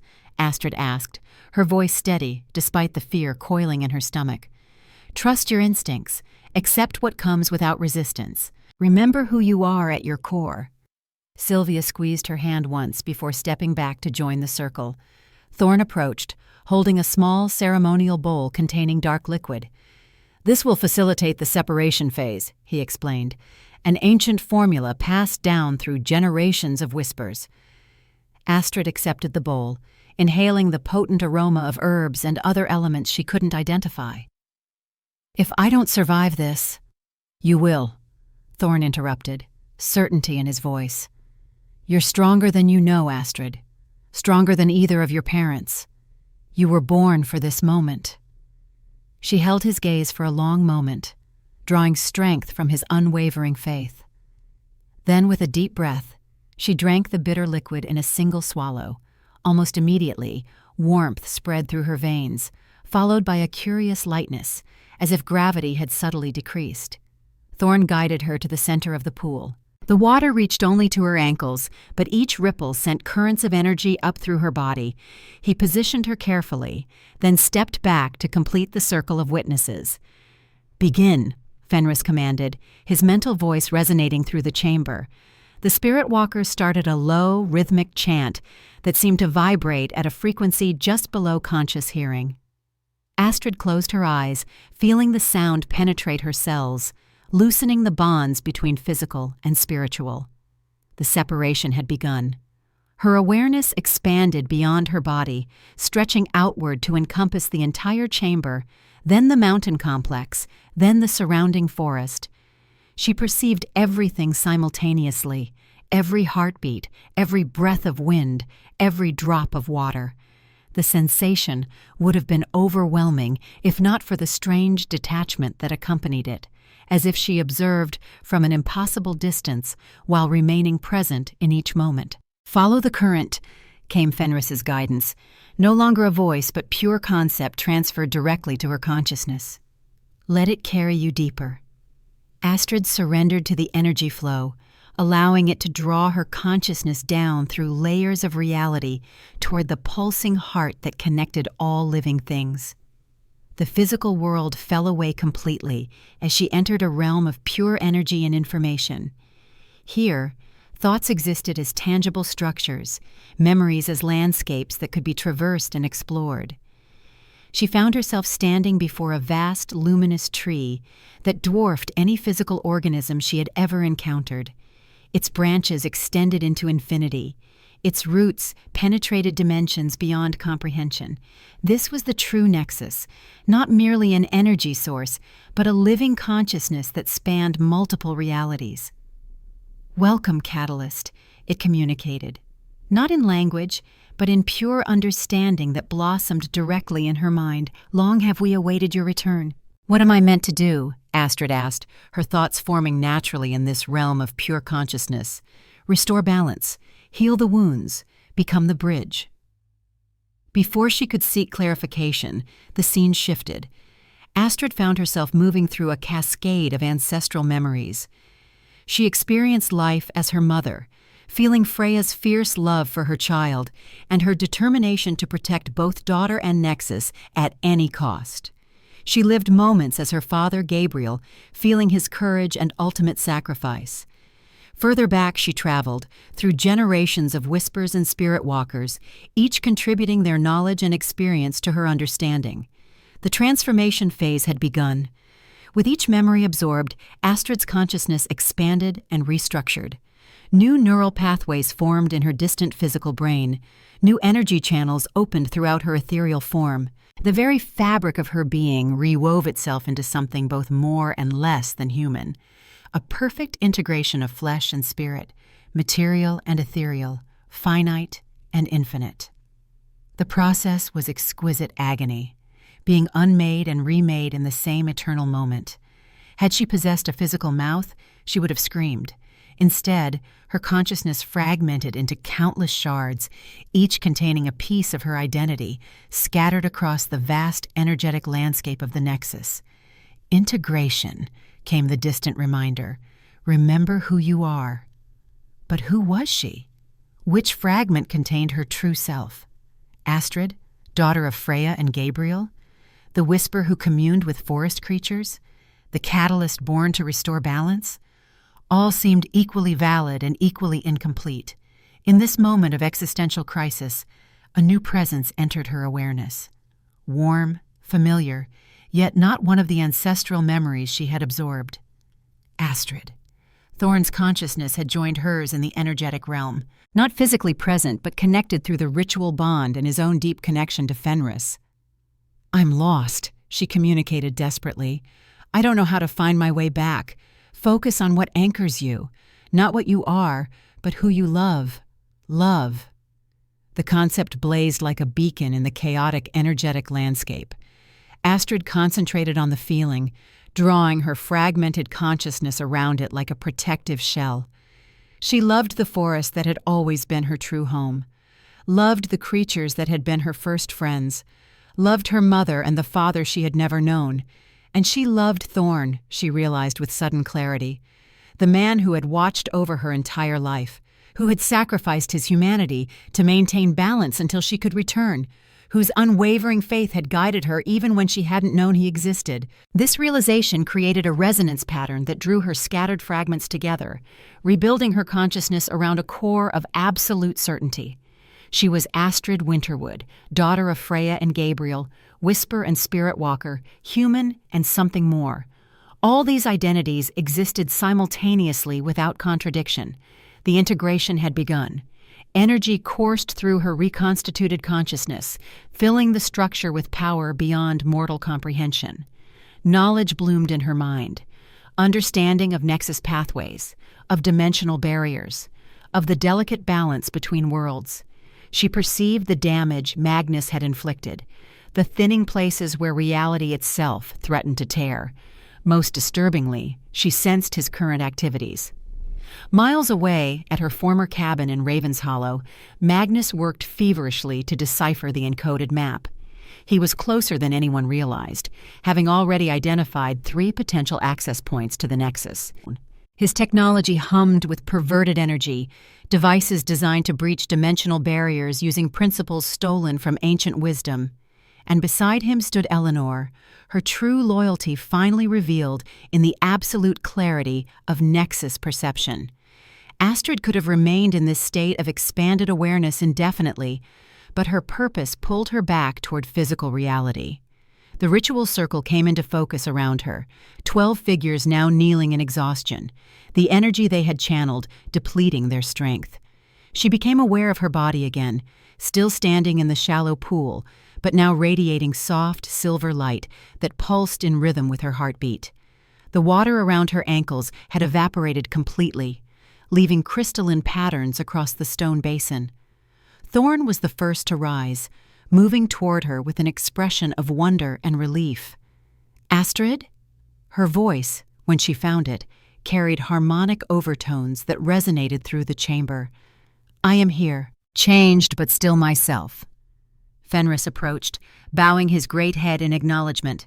"The transformation is complete. You have successfully integrated with the Nexus energy." "Magnus is close to finding an access point," Astrid said without preamble. "He's working from my old cabin with Eleanor's help. We have hours at most before he attempts a breach." Murmurs of alarm spread through the assembled spirit walkers. Sylvia stepped forward, her face grave. "Our forces are scattered, our main settlement compromised. We cannot mount a sufficient defense so quickly." "We don't need an army," Astrid replied, a plan already forming in her mind with perfect clarity. "I need only a small team, Thorne, Fenris, and 3 of your strongest spirit walkers." "What do you intend?" Thorne asked, studying her with new awareness, recognizing the strategic confidence that hadn't existed before the ritual. "Magnus seeks to tear the barrier between worlds to retrieve his son's soul. I intend to show him exactly why that barrier exists." Astrid's eyes, now flecked with gold, like those of a spirit walker, gleamed with purpose. "He believes he understands the power he's tampering with. He does not. But after tonight, he will." Preparations moved with swift efficiency. Astrid, invigorated rather than depleted by the ritual, selected weapons and equipment with decisive clarity. Her white ritual garment was exchanged for practical clothing designed for both protection and freedom of movement. Around her neck, her mother's pendant glowed with constant soft light, resonating with her transformed energy signature.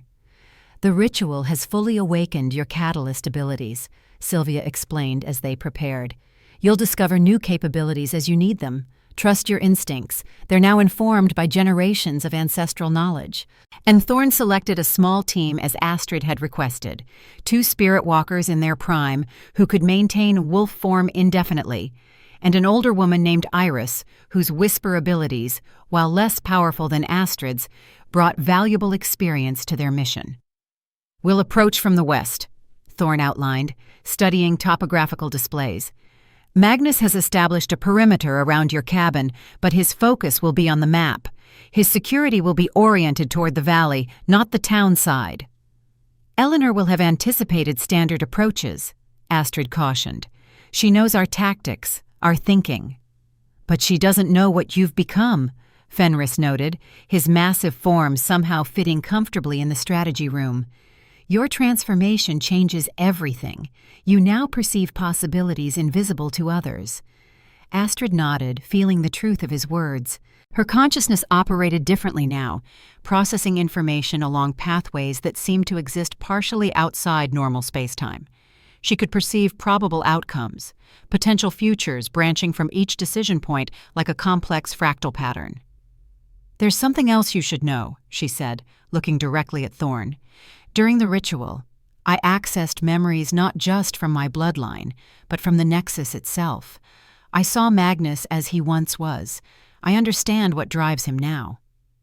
"Understanding won't stop him," Thorne replied, his expression hardening. "He's gone too far, caused too much suffering." "I don't seek to stop him through understanding alone," Astrid clarified. "But knowing his true motivation gives us leverage he won't expect. His grief for his son has blinded him to the consequences of his actions.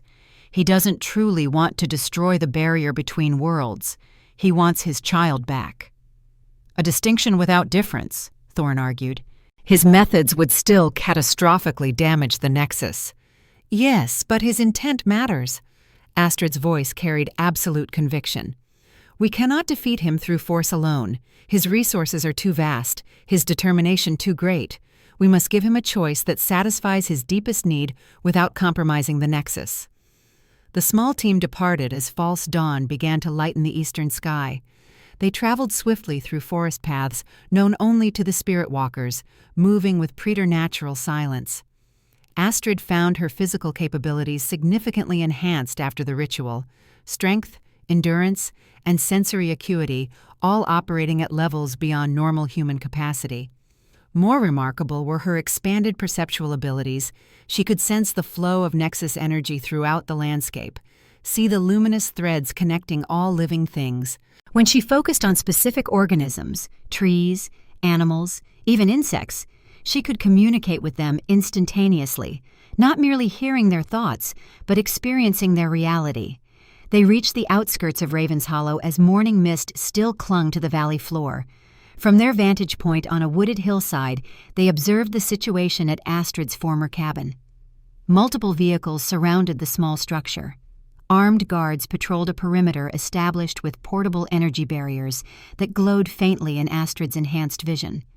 Inside the cabin, visible through windows now uncurtained, technicians worked at equipment stations, while Magnus himself hunched over what appeared to be Freya's decoded map spread across the kitchen table. Eleanor stood at his side, pointing to specific locations and referencing data on a tablet computer. 10 guards visible, Thorne observed, likely more inside. Standard military contractors, but the equipment is specialized. Those aren't normal weapons. Nexus disruption technology, Astrid confirmed, perceiving the energetic signatures of the devices, designed to temporarily neutralize spirit walker abilities and block whisper communications. "How do we proceed?" asked Iris, her experienced eyes assessing the security layout. Astrid closed her eyes, allowing her consciousness to expand beyond ordinary perception. She sensed the cabin's familiar energy, the residual traces of her mother's protective spells still lingering in the foundation stones. Most importantly, she detected what Magnus had missed, a secondary cache hidden not beneath the floorboards where he had found the map, but within the stone chimney itself. "There's another way in," she said, opening her eyes. Mother created a backup plan, as she always did. A focused channel of Nexus energy runs directly beneath the cabin's hearth, accessible only to someone carrying the pendant. "A direct approach would still trigger their perimeter alarms," Thorne cautioned. "We won't approach physically. Not at first." Astrid turned to Fenris. "I need you and the other spirit walkers to create a diversion at the northern perimeter. Make it appear as if a full pack is preparing to attack." Fenris inclined his massive head in acknowledgement. "And while they focus on us? Thorne, Iris, and I will access the cabin through the Nexus pathway. Mother designed it as an emergency escape route, but it works in both directions for those who carry her blood." The plan set in motion with practiced precision. Fenris and the two younger spirit walkers circled to the forest edge north of the cabin. At the designated time, they began a complex series of movements designed to suggest a much larger force gathering for attack. Their howls echoed through the morning air, carrying subtle harmonics that triggered primal fear responses in the human guards. The diversion worked perfectly. Guards rushed to reinforce the northern perimeter, vehicles repositioned to face the perceived threat, and energy weapons powered up with audible hums. Even Eleanor emerged from the cabin, binoculars raised to scan the forest edge, her expression calculating as she attempted to discern the pack's true numbers and intent. "Now," Astrid whispered to Thorne and Iris. They crept to the southern side of the clearing, where thick morning mist still concealed their approach. When they reached the edge of the energy barrier, Astrid removed her pendant and held it before her. The silver wolf emblem began to glow with increasing intensity, resonating with the hidden Nexus channel beneath the cabin. "Join hands," she instructed softly, "and whatever happens, don't let go." When Thorne and Iris complied, Astrid closed her eyes and reached out with her transformed consciousness. She located the hidden pathway, a slender thread of pure Nexus energy her mother had painstakingly cultivated and concealed. With delicate precision, she connected her own energy signature to this channel, creating a bridge between their current location and the cabin's hearth. Reality shifted around them. The forest, the guards, the energy barrier all seemed to fade into transparency, becoming ghost images superimposed over a flowing river of golden light. Astrid stepped forward, guiding her companions onto this luminous pathway. Their physical bodies remained in the forest, visible to normal perception, but their essential consciousness now traveled through the hidden Nexus channel. In mere moments that somehow also felt eternal, they emerged inside the cabin, their physical forms reconstituting beside the stone hearth.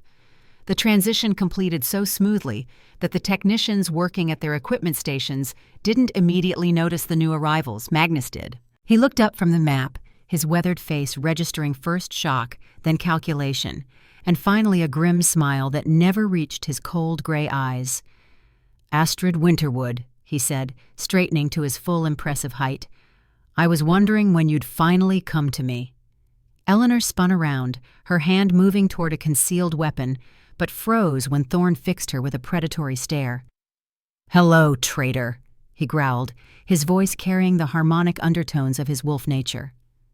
"You're outnumbered and surrounded," Magnus observed calmly, gesturing toward the equipment and armed personnel filling the small cabin. "Was this desperation or arrogance that brought you here?" "Neither," Astrid replied, her transformed voice carrying subtle harmonics that made the technicians flinch. "I came to offer you a choice, Magnus Blackthorn. One final opportunity to achieve what you truly desire without destroying everything in the process." Something flickered in Magnus's eyes, surprise, perhaps even hope, before his expression hardened again. Pretty words from Gabriel's daughter. He also spoke of choices and compromise, right before I put a bullet in his heart. Thorne surged forward with a snarl, but Astrid restrained him with a gentle touch. "You misunderstand," she continued, her voice steady.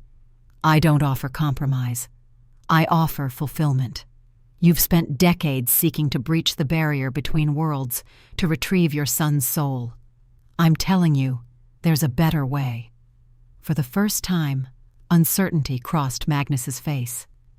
"What could you possibly know about my son?" "I know that Thomas Blackthorn was 12 years old when a rare form of cancer took his life. I know that his last words to you were, 'Don't be afraid, Dad, I'll wait for you.' I know that you've been trying to keep that promise ever since, to find him again, to ease the guilt you feel for surviving when he did not." Magnus's composure cracked, his eyes widening with genuine shock. "How could you possibly—" "The Nexus knows," Astrid said simply.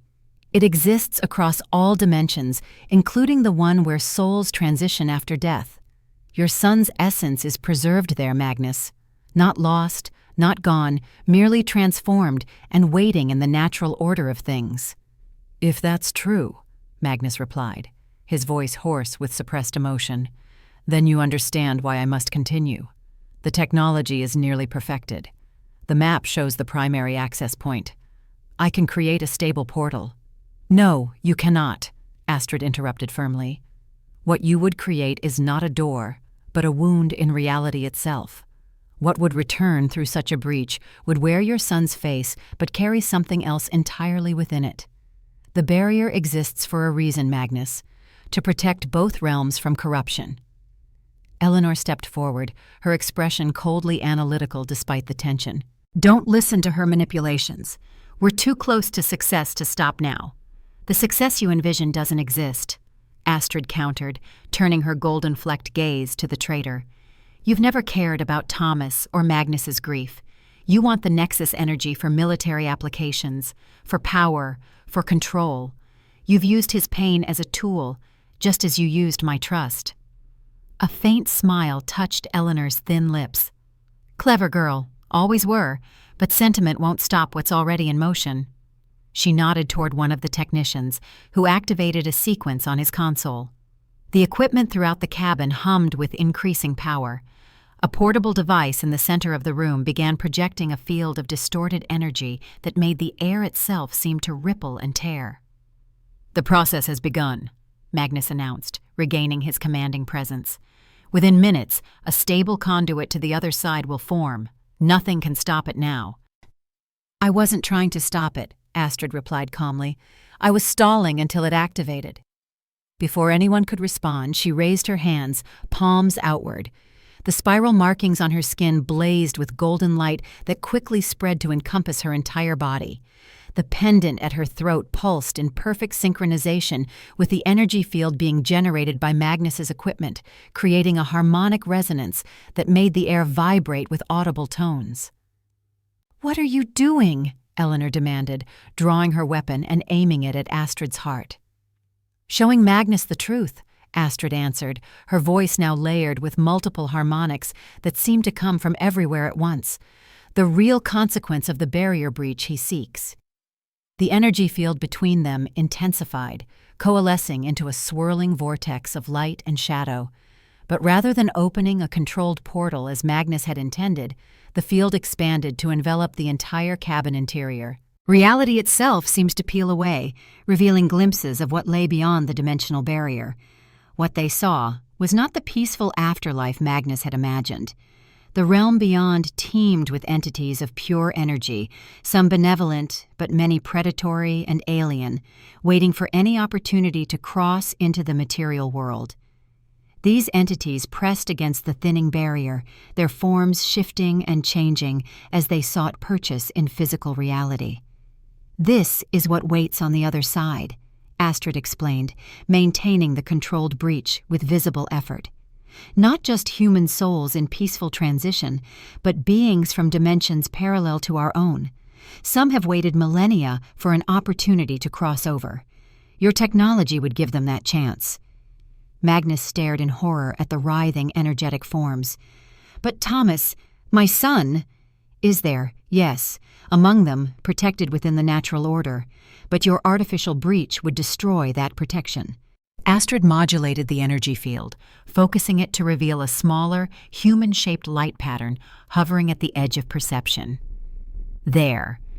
That is Thomas, as he truly exists now." The luminous form pulsed with recognition. Although it no longer possessed physical features, something in its energetic pattern conveyed the unmistakable essence of a young boy. Curious, gentle, loving. It approached the barrier, reaching out in a gesture that somehow conveyed both longing and warning. "Thomas?" Magnus whispered, his voice breaking. "Son?" The entity pulsed with affirmation. A wave of emotional energy passed through the barrier, not language, but pure feeling. Love, forgiveness, concern. A desperate plea to stop before irreparable damage occurred. Tears streamed down Magnus's weathered face as he absorbed this direct communication from his son's soul. He doesn't want to return, he realized, the truth finally penetrating decades of grief-fueled obsession. He's trying to protect me, to protect all of us. Yes, Astrid confirmed gently. The barrier exists to allow souls to transition naturally in one direction while preventing chaotic energies from flowing in the other. Breach it artificially, and both realms suffer. Eleanor's cold laugh cut through the moment. How convenient. A pretty light show and some emotional manipulation to stop decades of research. She kept her weapon trained on Astrid while addressing Magnus. This changes nothing. The military applications of Nexus energy remain valid regardless of your personal feelings about your son. It changes everything, Magnus countered, turning to face her with new resolve in his eyes. I didn't fund this research for military applications. I didn't sacrifice my humanity and betray my oldest friend for power. I did it all for Thomas. And now you'll throw it away for a sentimental ghost? Eleanor scoffed. You're a fool, Magnus. Always were. Brilliant, but ultimately weak. She shifted her aim toward him. Fortunately, the project doesn't actually require your continued participation. Before she could fire, Thorne moved with preternatural speed, crossing the distance between them in a blur of motion. He caught Eleanor's wrist, forcing the weapon upward as it discharged into the ceiling. In the same fluid movement, he disarmed her, pinning her against the wall with lethal precision. 23 years I've waited to find the traitor who betrayed Gabriel, he growled, his features shifting partially toward wolf form in his rage. 23 years wondering who sold information that got my blood brother killed. Thorne, Astrid called sharply. We need her alive. With visible effort, he controlled his transformation, though his grip remained unbreakable. Give me one reason. Because death would be too easy, Astrid replied, her transformed consciousness perceiving a more fitting consequence. She should face the truth of what she's done, just as Magnus has. The energy vortex still hung suspended in the center of the cabin, the barrier between dimensions thinned but not broken. Astrid approached it, maintaining careful control through her catalyst abilities. With delicate precision, she modulated the field to create a temporary window rather than a doorway, allowing vision and limited energy exchange without permitting physical crossing. Eleanor, she commanded, her voice carrying the authority of the Nexus itself, look upon the consequences of your actions. Unable to resist the compulsion in Astrid's transformed voice, Eleanor turned toward the vortex. What she saw made her face drain of color. Through the dimensional window appeared the cumulative impact of her betrayals, the spirit walkers who had died because of information she provided, the environmental devastation caused by Magnus's experiments, the weakening of reality's fabric at multiple points across the globe. Most damning were the faces of those who had trusted her, including Freya Winterwood in her final moments, realizing too late the source of her poisoning. No, Eleanor whispered, attempting to look away, but unable to break Astrid's compulsion. Those were necessary sacrifices for progress, for science, for power. They were lives, Astrid corrected, her voice simultaneously gentle and implacable, each one connected to countless others through bonds of love and responsibility, each one sacred within the great web of existence. While Eleanor remained transfixed by the vision, the cabin door burst open. The Spirit Walker diversionary force had accomplished more than expected, neutralizing the external guards and securing the perimeter. Fenris padded into the room, his massive form radiating authority that made the remaining technicians shrink back in primal fear. "It is finished," he communicated to all present. "The pack has contained the human forces without bloodshed." Astrid nodded, then turned her attention back to Magnus, who stood transfixed by the fading image of his son's energetic form. "You sought to defy death itself out of love, Magnus. Your motivation was pure, even if your methods threatened catastrophe. There is still a choice before you." "What choice remains?" he asked, his voice hollow with the collapse of decades of purpose. "I've lost everything. My son, my friend, my humanity." "Not everything," Astrid countered. "Not your chance for redemption. The damage you've caused can be repaired, but not without help from someone who understands the technology you've created." Understanding dawned in Magnus's eyes. "You want me to undo my own work. I want you to complete it, but with a different purpose." Astrid gestured toward the equipment still humming throughout the cabin. "This technology, refined and redirected, could heal the wounds in the Nexus rather than exploiting them, could strengthen the barriers you sought to breach." "And why would I agree to this?" "Because it's what Thomas would want," Astrid said simply.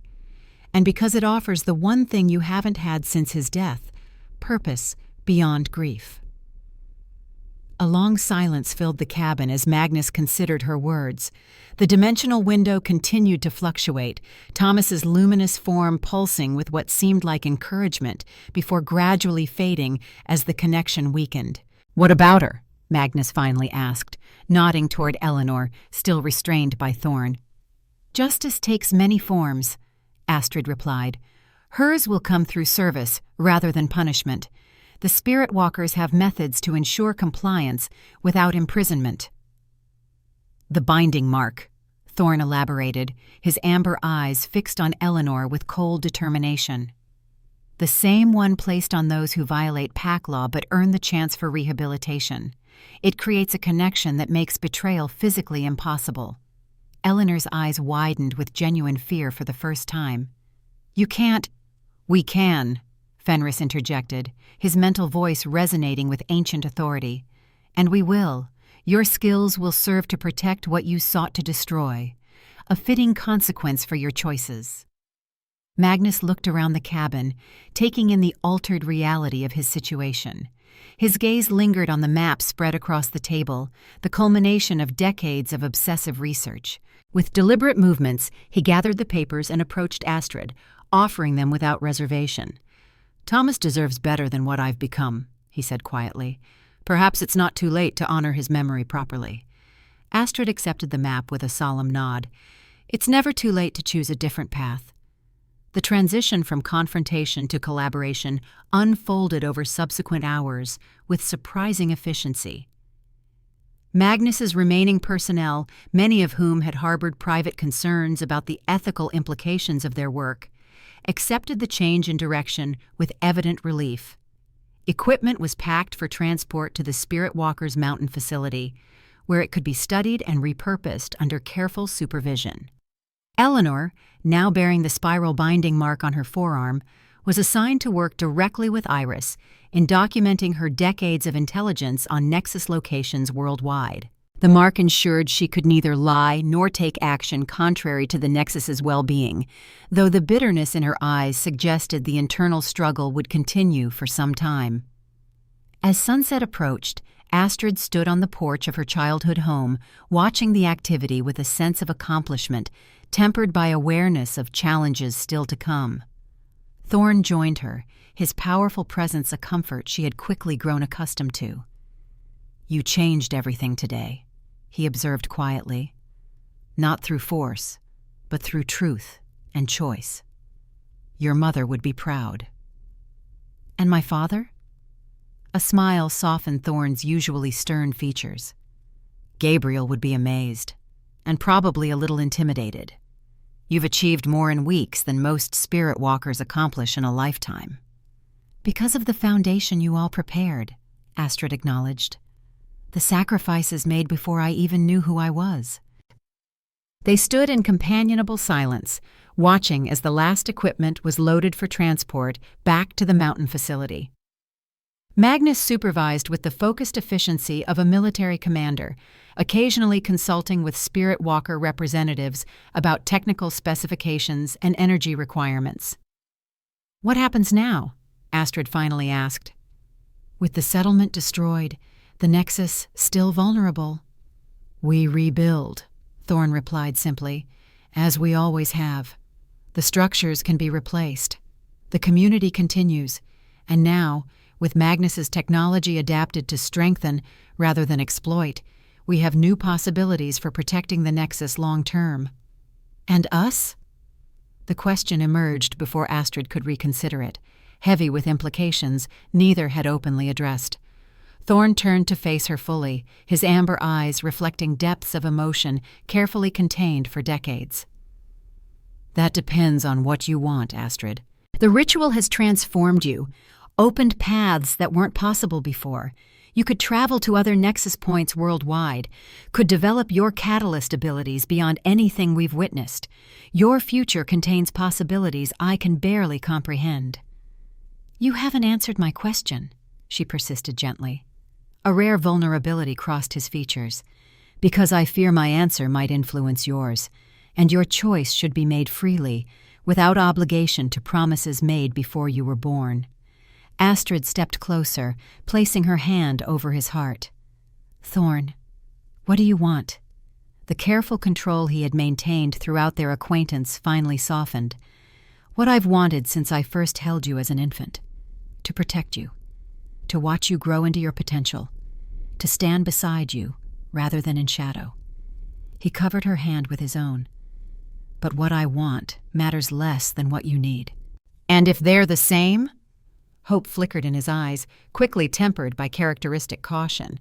"Astrid, I'm old enough to be your father." "But you're not," she countered. "You're the man who gave everything to honor his vow to my parents, who sacrificed his humanity to maintain balance until I could return, who has never asked for anything in return." Her transformed senses perceived the complex emotions beneath his controlled exterior: devotion, longing, and the fear of allowing himself to want what seemed impossible. "I'm not offering gratitude or obligation.